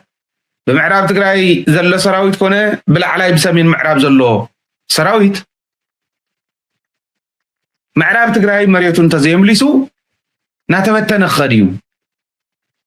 نعون دقلبت زلق حيلون يلن سلازي سنفلال غيرنا يا انت تصنيحنا سراويتون ناتبتن خديو نحنا وند تناخرنا خنكدينا او قوع انت خوينو دابل موت كنغورلهم نخلينا بسانا تسلف يسلف اي سلفن زبلا افو حيزو كف يبل اي حزن زبلا قعا تግራይنا اتو ندقصا تግራይ ويني تعلامه يزيت علامهم لذي ايرترا خوينهم كموصنا يخول يوم بينهم ون مريتهم كم لسخول يوم انا نحيله تقرمني انت عينت حدقاي مصكا خمزلنا فلتكا دراماتات ابصمدو تفطرو زلخاسي ناي بحكي زقرم اتا حدقا نعاخايو ايرترا دلوتيا نفسها نتكلاخل حدقا نعاخالو سلازي صمدو خابانا نلعل نعاخاي زدليكا بس ما عميلكم ابتصمدو بتخكلنيا منفسناتو ازنتن حركات كيبزحكم ابتصمدو تتصميتكم حزبكم كللكم ربحاكم توحسو ንሕና ድማ ከምኡ ኪኑ ዝሰገረ እዚ ዓጀውጀው ዘሎ ፖለቲካ ግን ንዓኹም ኣይጠቅም ንዓና ኣይጠቅም ኣባ ከለና ባጌርና ክንሰግራ ኢና ኤርትራ ነፃነታ ክትጥብጥ ሓርነታዊ ቃልስና ክዕወት ዘይተሳተፈ ኤርትራዊ ወይ ድማ ብዓቕሙ ዘይተቃለሰ ኤርትራዊ ነይሩ ክበሃል ኣይከኣልን ንዕሱባት ምናልባት ደጋፊ ህደፍ ተይሉካ ወደገፍቲ ህደፍ ኢና ሕጂ እውን ደገፍቲ ሻዕብያ ኢና እቲ መትከላዊ ሰውራዊ ጉዕዞ ተጓዒዙ ማዕለያ ዝፅወር ፍፁም ዘይፅወር ፀይሩ ዝመፀ መንግስቲ ደገፍቱን ፈረቓን ኢና ደገፍቲ ዘይኮን ንሕና ኢና ከባዕልና ሻዕብያ ዝበሃል ማንም ሰብ ነዚ ሃገር እዚኣ ኣሽንኳይ ባሕሪ ካብቲ ባሕሪ ብማንካ ማይ ዘይነፍቅድ ሻዕብያውያን ኢና ንሕና ፅቡቅ ገይሮም ክፈልጥዎ ግርም ስለዚ መብርሂ ተዋሂብዎም ኣሎ ሕጂ ኔክስት ናብቲ ናይ ጉዳይናትና እስከ ንመለስ and Lotto are apparently merging, which is such an intriguing story to drop during the Tour de France. And we wanted to mention this anyway, because I think it's just fascinating, this story. It's bad news because obviously two teams merging means that suddenly you have one less team in the sport. But sports have confirmed that Lotto and Intermarché Wanty are negotiating how they can join forces. Both teams are looking to make each other stronger. Obviously, there's some other points to come out of this as well. ሓደ ዜና ኣብ ቱር ዲ ፍራንስ ቢና ኣብ ቱር ዲ ፍራንስ ኣብ ሳተፈሉ ዘሎ ሓደ ኣገዳሲ ዜና ይንገር ኣሎ እቲ ዜና እቲ ድማ ክልተ ጋንታታት ዓበይቲ ጋንታታት ማለት እዩ ክልተ ንሳቶም ድማ ሎቶ ዝበሃልን ኢንተርማርሼ ዝበሃል ናይ ቢንያም ጋንታን ክልቲአን ብሓደ ክሕወሳ ሓንቲ ክለብ ክኾና ምዃነን እዩ ዝንገር ዘሎ እቲ ዕብይ ዝበለ ክለብ እቲ ሎቶ ዝበሃል ስለ ዝኾነ ድማ እቲ ኩሉ ተኣሰተ ሳብ ሓደ ተኣኪቡ እቲ ላይሰንስ ናይ ኢንተርማርሼ ክሽየጥ ምዃኑ ናብ ዕዳጋ ክወርድ ምዃኑ እንታይ ጋንታ ክትእለ ምዃናን እዩ ዝንገር ዘሎ እዚ ማለት ድማ ነቶም ተፃወቲ ቢንያም ሓዊስካ ብምልኦም ክለቦም ኣይክትህሉን እያ እዩ ዝብል ብርግፅ ንቢንያም ካብታ ክለብ ብምልኣ ዝወሓደ ፅልዋ ክህልዎ ዝኽእል ይኸውን ኢለ እየ ዝግምት መጀመርያ ክኸውን ዲ ኣይከውን ኣብ ኩንነት ክበፅሕ ዲ ኣይበፅሕን ካላርሱ ኮይኑ ቢኒ ገለ ካብቶም ቶፕ 5 ስፕሪንተርስ ስለ ዝኾኑ ምናልባት ኣብ ቱር ዲ ፍራንስ ክንዱ ውፅኢታ የምፅእ እንተዘይበልና ግን ቢንያም ገለ ካብቶም ተጠመቲ ስፕሪንተርስ ናይ ዓለምና ስለ ዝኾነ እታ ክለብ ድማ ንሪኣ ኣለና ዝኣክል ደገፍ እውን ትገብረሉ ስለዘየላ ኣነ እኳ ንቢንያም ሕማቕ ዜና ይብሎን እየ ቢንያም ከመይ ርዮ ቢንያም እዩ ዝፈልጦ ግን ኣነ ክሪኦ ከለኹ እታ ክለብ ክትፈርስ ኢለታ ኣይነበረን ግን ኢፍ ኢት ሃፐንስ ቢንያም ሜይቢ ሓድሽ ምዕራፍ ሓድሽ መድረኽ ሓድሽ ዕድል ክኸፈተሉ ዝኽእል ኮይኑ ይስማዓኒ ግን እዚ ኣገይን እቲ ስቶሪ ኣብ ክልተ ሰለስተ ቦታታት ሪእየ ኣለኹ ዳርጋ ገለ ክሬዲብሊቲ ዘለዎ እዩ ግን ዝተወድአ ዜና ግን ኣይኮነን ወይ እውን ዝተወድአ ዲል ኣይኮነን እቲ ኩሉ ግዜ ከምዚ ናይ ኩዕሶ እግሪ ናይ ትራንስፈር ከም ዓይነት ስፔኩሌሽን ስለ ዝመፅእ መጀመርያ ቲዮሪ ክኸውን ይኽእል እዩ ኢፍ ኢት ሃፐንስ ኣነ ከም ንቢንያም ብቐረባ ኩነታት ናይ ክለቡን ኩነታት ናይ ኮንትራቱን ስለ ዘይፈልጥ እዚ ነትን ክብል ኣይክእልን እየ ግን ንቢንያም ፅቡቕ ምዕራፉን ክኸውን ይኽእል እዩ ቼንጂ ንለውጢ ንስኻ ክትቆፃፀሮ ዘይትኽእል ተኮይንካ ክትቅበሎ ኣለካ ክትጥቀመሉ ኣለካ ዝብል እምነት ኣለኒ ባት ወወልቲ ነቲ ክለብ ናቱ ነቶም ካልኦት ብዙሕ ፅልዋ ክገብረሎም ከም ዝኽእል እዮም ዝዛረቡ ንቢንያም ግን ሜይቢ ኢት ኩድ ቢ ሳምቲንግ ጉድ ሓድሽ ምዕራፉን ክኾነ ይኽእል እዩ ስለዚ ያ እዚኣ ሓንቲ ኣብዚ ንሪኣ ዘለና ኢና ንቐፅል ካልይቲ ዜና ዘይኮነት ሓበሬታ ዘላት እዚኣ እስከስምዕዋ ፍሬሽ ፒክ ብኤርትራውያን ዝውነን ኣብ ርእሰ ከተማ ዩጋንዳ ካምፓላ ዝተመስረተ ትካል መጀመርያ ብሰሎሞንን ገብረ እግዚአብሔርን ኣብ ሱዳን ኩሉ ንዓመታት ዘጥረይዎ ንብረት ኣብ ናይ ቋሕስም ግዜ ገዲፎም ናብ ዩጋንዳ ብዝመፁ ክልተ ዕሩኽ ተመስሪታ ብድሕሪኡ ከዓ ካብ ዓዲ እንግሊዝን ደቡብ ሱዳንን ካልኦት ክልተ ኣሕዋት ተፀንቢሮሞም ካብቲ ምስረት ኣብ ውሽጢ ሓፂር ግዜ ካብ ሓንትን ንእሽተይን እንዳፅማቕ ኣብዚ ግዜ እዚ ኣብቲ ካብ ሓደ ዓበይቲ ፅርግያታት ከተማ ናይ ካምፓላ ጋባሮድ 4 ጨንፈራት መዓልታዊ ክሳብ 1000 ዓማዊል የንግድሎ መደቦም ካብ ንሙሉእ ካምፓላ ሓሊፉ ናብ 7 ሃገራት ናይ ዞባዚ ንምስፋሕ እዩ ንሙሉእ ትሕዝቶ ምሳይ ናብ ፍሬሽ ፒክ ወስደኩም ዘይቀልዓሎም ግን መወዳድርቲ ዘይብሉ ትሕዝቶ እዮም ቀሪቦም ደሎ በቃ ከም ዝወልፍ ነገር ገይሩለይ ጥዕና ዝደለየ ኣብ ዝመፅእ ፍሬሽ ፒክ 4 ብራንች ዘሎ ሓፊስ ጥዑይ ኦርጋኒክ ኣሜን ቦይ ነዚ ክትርኢ ከለኻሲ ተስፋ ናትካ ከምቲ ክዳኖም ቀጠልያ ይኾነካ ተስፋ ትገብር ኤርትራውያን መንእሰያት ኤርትራውያን entrepreneurs معقت كم زي بلومن زقات من بدهوتات نخل سجيرهم نقدميت كموت زخولو نخل بدهوتات كسجر زخولو تسفى زبو منسياتين هزبني زلوا يرترا برجز كم زعينت عين نخطريو دسعبكا تعنا ناي زيقاتات كرقاق زغل بتعوي منسيين تعوي هزبنك هن زغل قال برانشناتهم أبي يرترا نكون تمنيتنا نديو that's why دما كم زعينت great news كابي يرترا خمت كل جزء نهنته أبي يرترا there's only one industry سخات فيلم industry زلا بزوان زحكنا مزراب كابي يرترا من البعض زخوني يكون زينا نريون تلو توم فيلم دسرحون درف دسرحون نساتهم ترايم حوسي نورمال هي وودز نبرز اللو كنا باللغل مالتها entertainment industry تينا يوتيوب فيديو تدور دو ساتهم يوم قال شو قال قبل تريوم امبر تخالي sectors ولا تسبت كالات ون انتاي ناتو تحسوتات ببزح اي واتسني سلازي حدش حسابات حدش بيزنسز حدش كونسبت ناي قطبا درجة 20 يرس حليفوا على إيرترا زخول حسابات عبدقة كم لك كم زي سبع جرات رقبة تزرد ما سويلو زعبي من سيرترا نشت عدل تخفيت كالو بايتان تخفيت كالو كساكن دي كم عبل كم زغلينا نرزق لنا أنا نزيوم أبو غاندا بمرايي يحقوسيه مخنياتو جلوبال فوت برينت كل وقت صبغي أبكال علامات عوتات نتلو خيام بهجر كون عود كتكون تخ سلازي أبكال علامات زفتن زولو إكسبيرمنتس كم حدا زحزم كنا تاجركم يترايوه كم زعينة عدلات أب عدنا كون زي مخالوجن نمان نميرتراوي يوقعيو that's why إيرترا نزق دايزي قلتوف زخونة ملسك تفترو لو كتكلالوا وغاندا انتاي سلز جبرتيو من سيرترا بزي ورقات كم زعوات زلو أبجوبا سلمنتاي من سيرترا زعوات زلو أكال عالم سلمنتاي من سيرترا زعوات زلو سلمنتاي كوم عينت بايتا بيرترا كوادد كجبر زي تخاله قد محجز حلفه حليفيو كونتات ناتو دما نقول سب ردويو زمص زلو ولدوغن we really need to think about this تي من سينا يرترا قال نجر كنقبر كنكلالنا زبل امنات علنا نشتا يسكسمعوهم it's very very interesting تعالنا ليتي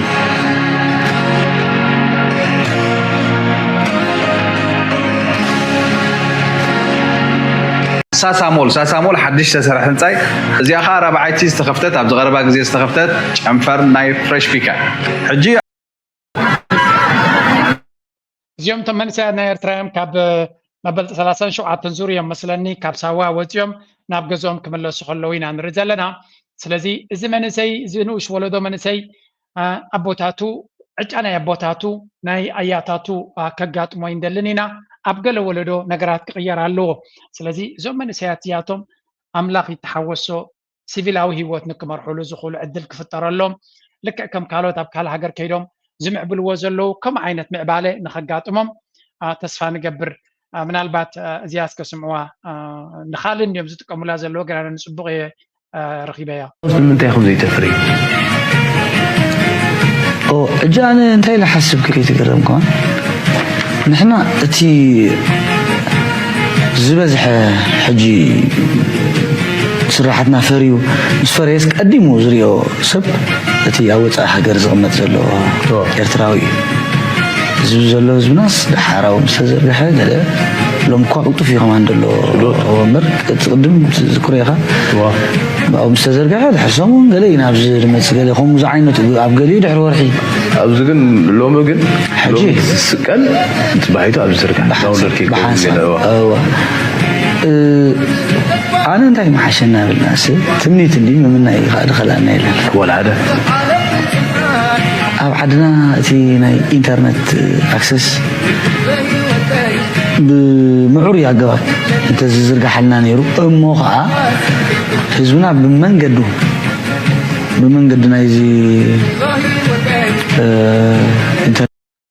زودي ميرون مالتيو سنة ببنيا ميرون تمنيتي قليزو حقها إنترنت قطبا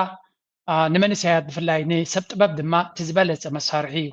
أنا ملو هوتي أبي إنترنت زمركوا سلو زخونة إنترنت عين التقم خمزة لو لما نمزر دان سبيه تبابنياتات سنة بابايان إنترنت أبي دوم تزهلو ناتهم يوتيوب محلوهم ناتهم تحستم قبرو أب حالوت أما يتمركزون ብዙሕ ፀገማት ኣብ ዝለንቀን ኣብዚ ናይ ማዕበል ገላ ንሰምዕ ከለና ብዙሕ ደረፍቲ ብዙሕ ወላ ቅድሚ ሕጂ እውን እንተኾነ ካብ ኤርትራ ብዙሕ ግዜ ብቻነላት ዝተበደሉ ስነ ጥበበኛታት ከም ዘለውን ሰሚዕና ኣይ ሪሊ ሆፕ ኤርትራ ነዚ ጉዳይ ናይ ኢንተርነት ገለ ክትገብረሎም ምክንያቱ ከምዚ ኢልካስ ክሳዕ ክንድዚ ትመንሰይ ማለት ሕጂ ካብ ሎሚ ንፅባሕ ኣይንብል ኢና ግን ከም ፕላን ወላ ኣብ 2026 ከምዚ ክኸውን እዩ ዝብል ፕላን እውን እንተዝንገር ናይ ብሓቂ ፅቡቅ ምኾነ ነይሩ ገለገለ ኢኹም ኣለኹም ንባዕልኩም ኢንተርነት ከም ድሌትኩም እናተጠቀምኩም ነቲ ብኤርትራ ዘሎ ግን ያ ኣየድልን እዩ እኮ እቲ ኢንተርነት እኮ ገለመለ ትብሉ ሰባት ኣለኹም ቨሪ ሳድ ከምኡ ክንከውን የብልና ኢንተርነት ንዓኻ ምናልባት መጋየፂ ክኸውን ይኽእል ኢና ካልኦት ግን ምንጭ ናይ ቁጠባ ምንጭ ናይ እቶት ምንጭ ናይ ስራሕ እዩ ምንጭ ናይ ምዕባለ እዩ ስለዚ ኢንተርነት ክህሉ ክምነ ክንክል ኣለና ሓቂ ካለካ ሜሮን ኣይ ኣግሪ ኦፍኮርስ ናብ ካልእ ናብ ኣሉታን ገለን ጠማዚዞም እንዲኦም ክወስድዎ ዝደልዩ ዘለዎ ግን ኣነ ንከምኡ ኣይርዮን እየ ብኹም ኣይርዮን እየ እታ ትምኒት ናቱ ቅብልቲ ትምኒት እያ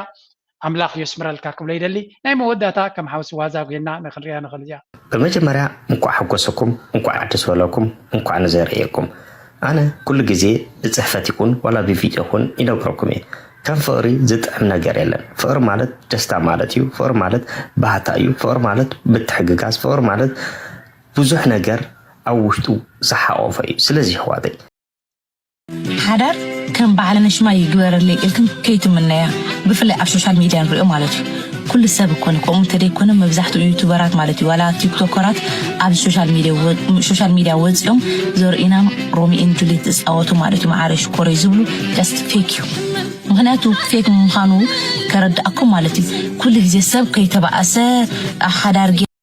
ሓቂ ትክክለኛ እዚ ትሪእዎ ዘለኹም ኣብ ሶሻል ሚድያ ስለዘለና ፅቡቅ ጌርና ክነግረኩም ፌክ እዩ እዚ ፍቅሪ ኣለዎም ድዩ የብሎምን ከምዚኣ ገይሮም ኮንተንት እያ ንዓታቶም እዛ ቪድዮ እዚኣ ቫይራል ከይዳላ ስራሕ እያ ንዓታቶም እጅኹም ኣለኹም ሓቀኛ ፍቅሪ ኣብ በይንኻ ኢኻ ትነብሮ ኣብ ሶሻል ሚድያ ዝንበር ፍትሕ ካሽዑ ካልአይቲ ቪድዮ እያ ዕምባባ ምሃብ ሓንቲ ቪድዮ እያ ካትም ምእታዊ ሓንቲ ቪድዮ እያ ስራሕ እዩ እዚ ኢትስ ኮንተንት ስለዚ ኣብ ከምዚ ዓይነት ትራፍ ኣይትእተው ፅቡቅ ሂወት ኣለዎም ሕማቅ ሂወት ኣለዎም ንዕዖም እዩ ንስኻ ወይ ንስኽ ብፍላይ ደቂ ኣንስትዮ ንዝርኢኽን ሰብኣይ ከምዚ እኮ እዩ ክኸውን ዘለዎ ገለ ክብላ ወል ሰብኣይ ከምኡ ወይት ፎር ኢት ክንደይ ከምዚ ኢሎም ዝተፋቀሩን ክፋትሑ እኮ ርኢና ኢና ስለዚ ንዓታቶም ፅቡቅ ፍቅሪ ንመነየሎም ባት ቢ ኬርፉል ብሶሻል ሚድያ ኣካል ናይ ሂወትኩም ኣይትግበርዎ ኩሉ እዚ ትሪእዎ ዘለኹም ፅባቐ ከምኡ ይኮነን ብድሕሪ መጋረጃ ኣላር ኦፍ ፕሮብለምስ ብዙሕ ሽግራት ክህልዎም ይኽእል እዩ ፅቡቅ ክኾነሎም ይምነ ግን በዚኣቶም ተሰኺርኩም ከምዚ ነገር ክትኮኑ ትፍትኑ እቲ ሳዕርሲ ኩሉ ግዜ ኣብ ካልእ ቀጠልያ ዝመስለኩም ከምኡ ይኮነን ኣብ ክውንነት ተመርኪስና ንኸይድ ክብለኩም ይደሊ ናይ ሎማ ርዕስ ኣብዚ ጉዳይ ላይክ ግበሩ ሸር ግበሩ ሰፖርት ግበሩ ሓሳባትኩምን ርእቶኹምን ኣውርድ እናበልኩ ምዝያ ክገድፈኩም